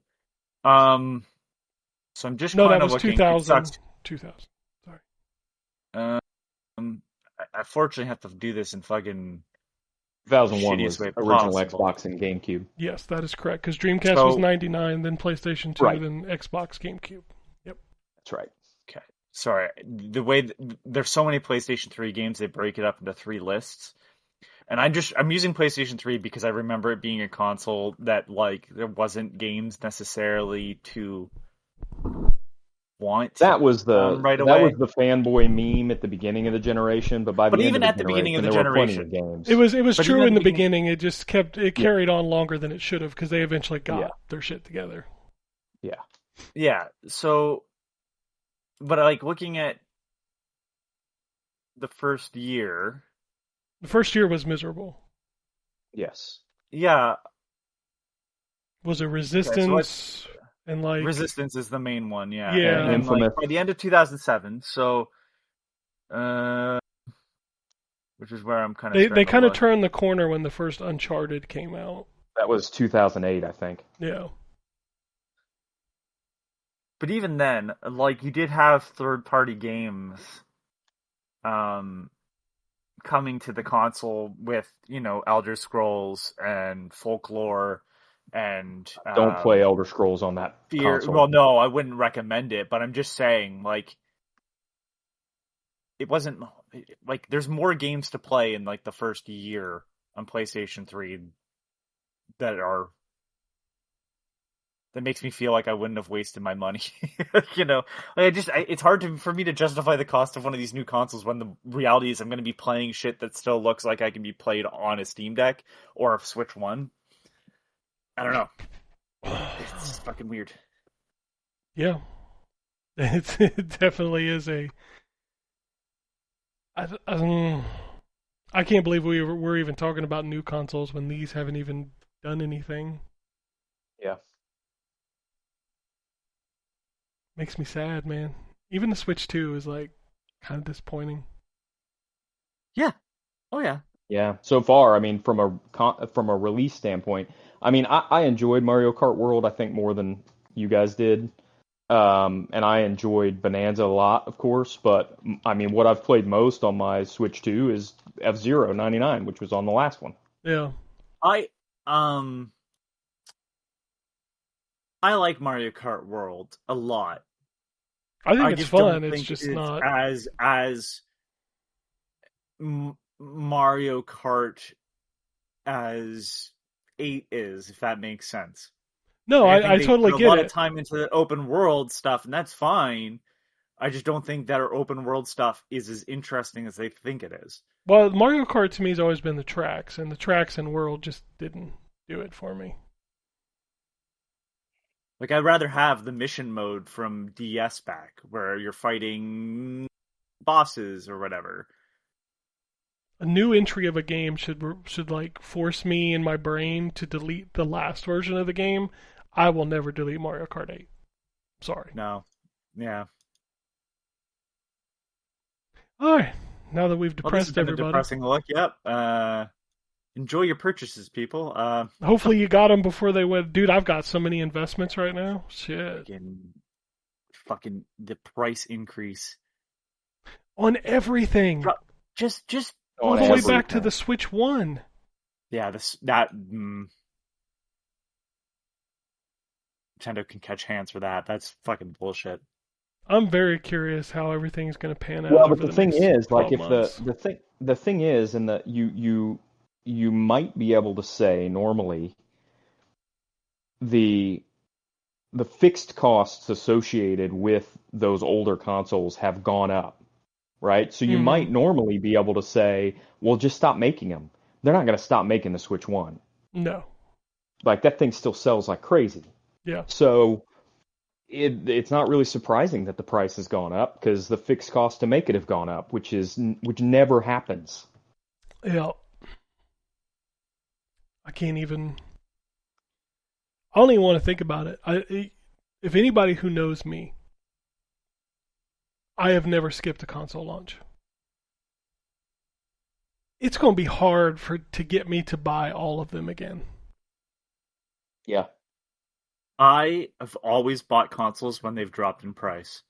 Well, I have news for you. Well, Yeah, exactly. You're never buying The only another time- console in your life. The only time I myself have gone out and bought a console at full price was the 3DS. I've bought every single one at launch. As long as I've had a job to do it. So, we're going back like PlayStation 1 was probably the first one that I bought at launch with my own money. You know, the other ones I would get as Christmas presents or whatever, being a kid. But ever since PS1, I've bought every platform at launch. I got a Wii as a gift, and then I bought a 360, and I bought a PS3. But those both went down in price. I bought a PS4 that went down in price. Bought a Xbox One when that went down in price. Got a Wii U when that went down in price. The next day. And then Switch, yeah, Switch. Switch I got as a gift. Switch 2 I got as a gift. I bought a Steam Deck used. Yeah, I could just. This is nuts. Notice we haven't heard a price for the Steam machine yet. Yeah, that's No, it's never it's happening. going to be $1,000, I think. Yeah, and the thing is the Steam Machine's probably going to be less powerful than Project Helix and PS6. And if the Steam Machine is $1,000, Yeah, You're it's, fucked.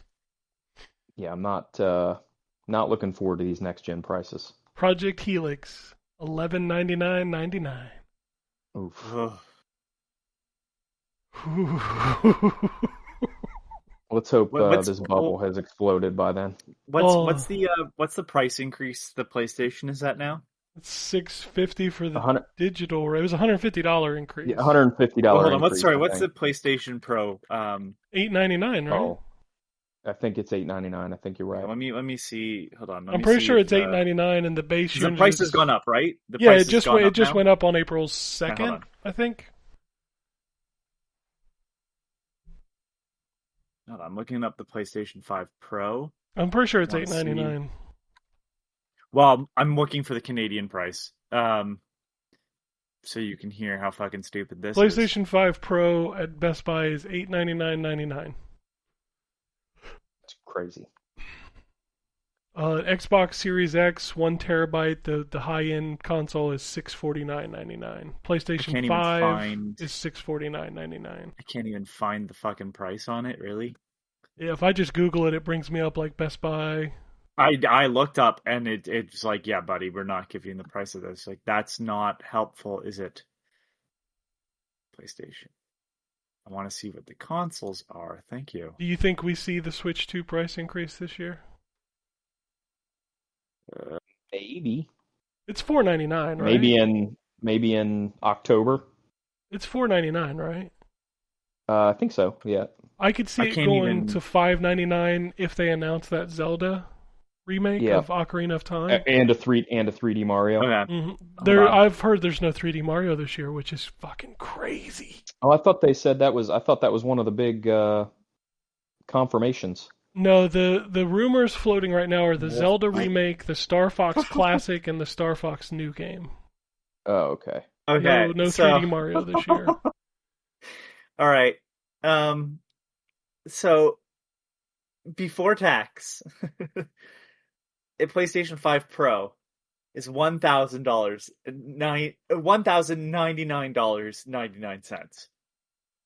Okay. Plus that's in Canada or the U.S.? That's in Canada. Plus $395 for the environmental hazard fee or whatever the fuck it's called. But we'll remove that because it's still after tax in Ontario. It's $1,242.99. Wow. Get fucked. According to this, the Series S, $649, $599.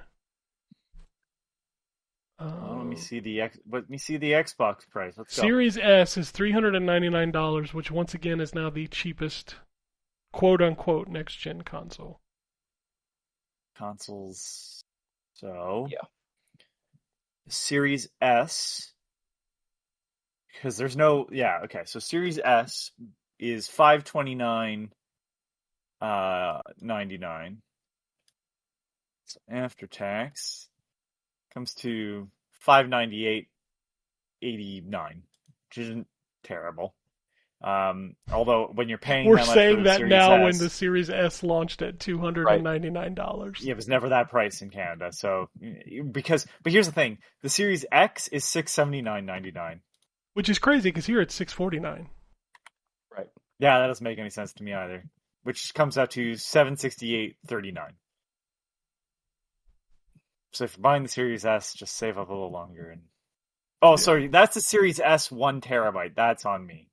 Oh yeah, there's the $449.99 for the 512.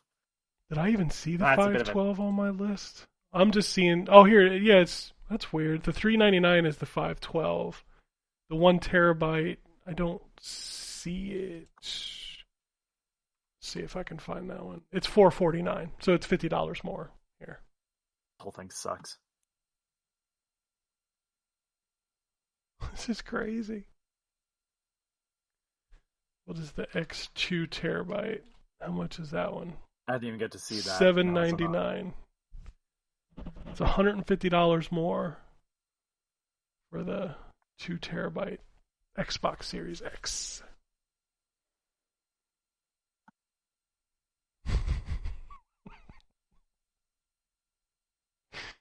I don't even think you can buy that 2 terabyte edition.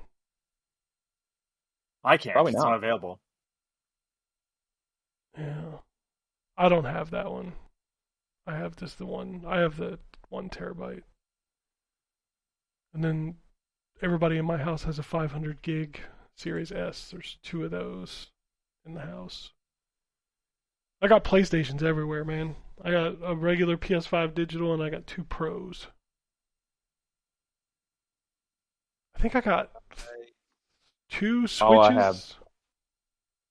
Yeah, I have a lot, which is probably silly, but I only have one PlayStation. I have a PlayStation 5, and then I have 2 Series X's, and Holy shit. I have two regular Switches, and OLED Switch, and the Switch 2. I have 2 Switches. One is the OLED and one's the launch Switch 1. And then I have a Switch that's 2. what I've got, is one of the Switch ones, the launch Switch ones. I only have 1 Series X, man. You're the bigger Xbox fanboy than me. That's right. Son Yeah, of a bitch. one's my son's. And you know what's funny is he got a gaming PC a couple years ago, and now he almost never plays the Xbox. My son's the same way. He's got a gaming PC. He barely touches his Xbox. To the point where my excuse for not ever canceling Game Pass was that my son played a bunch of stuff on Xbox. You don't have Not that anymore. excuse no more. Nope. Do you still have it? Did you cancel it? Game Pass? Yeah. Yeah, I still have it.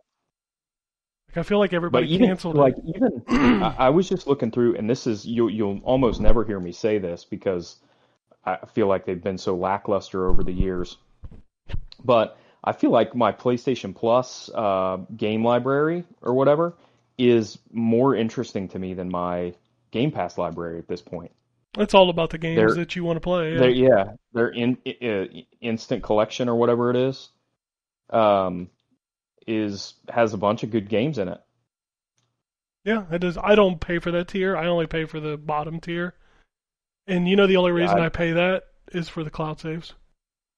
Oh yeah, I redeem my free games every month, but I don't ever play them. Tier.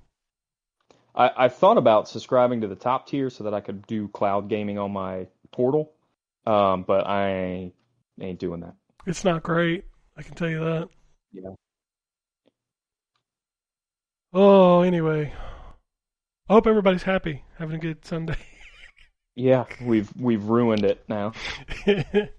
Anyway, as I mentioned earlier, the old Twitter account is back. It's ZTGD Podcast. The Blue Sky account is still ZTGD Radio. I'll still continue checking the ZTGD Radio, Twitter, just to make sure there's no stragglers.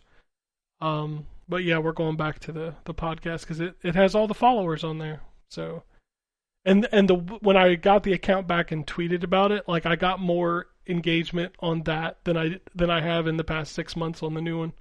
Which is hilarious. Doesn't surprise me. And then if you want to send us an email, it's podcast@zttgd.com. We'll read them. That's it. So we only had one email? Was that No, all I read one 2. email? I read 2. Oh, okay. All right. Yeah, the first one was about pain. The second one was about Cain. Pain and Cain. Oh, okay. That's right. Yeah, that's right. And that's it from us. So unless anybody has anything else, we'll get out of here. Peace, bitches. Alrighty. And it goes something like this.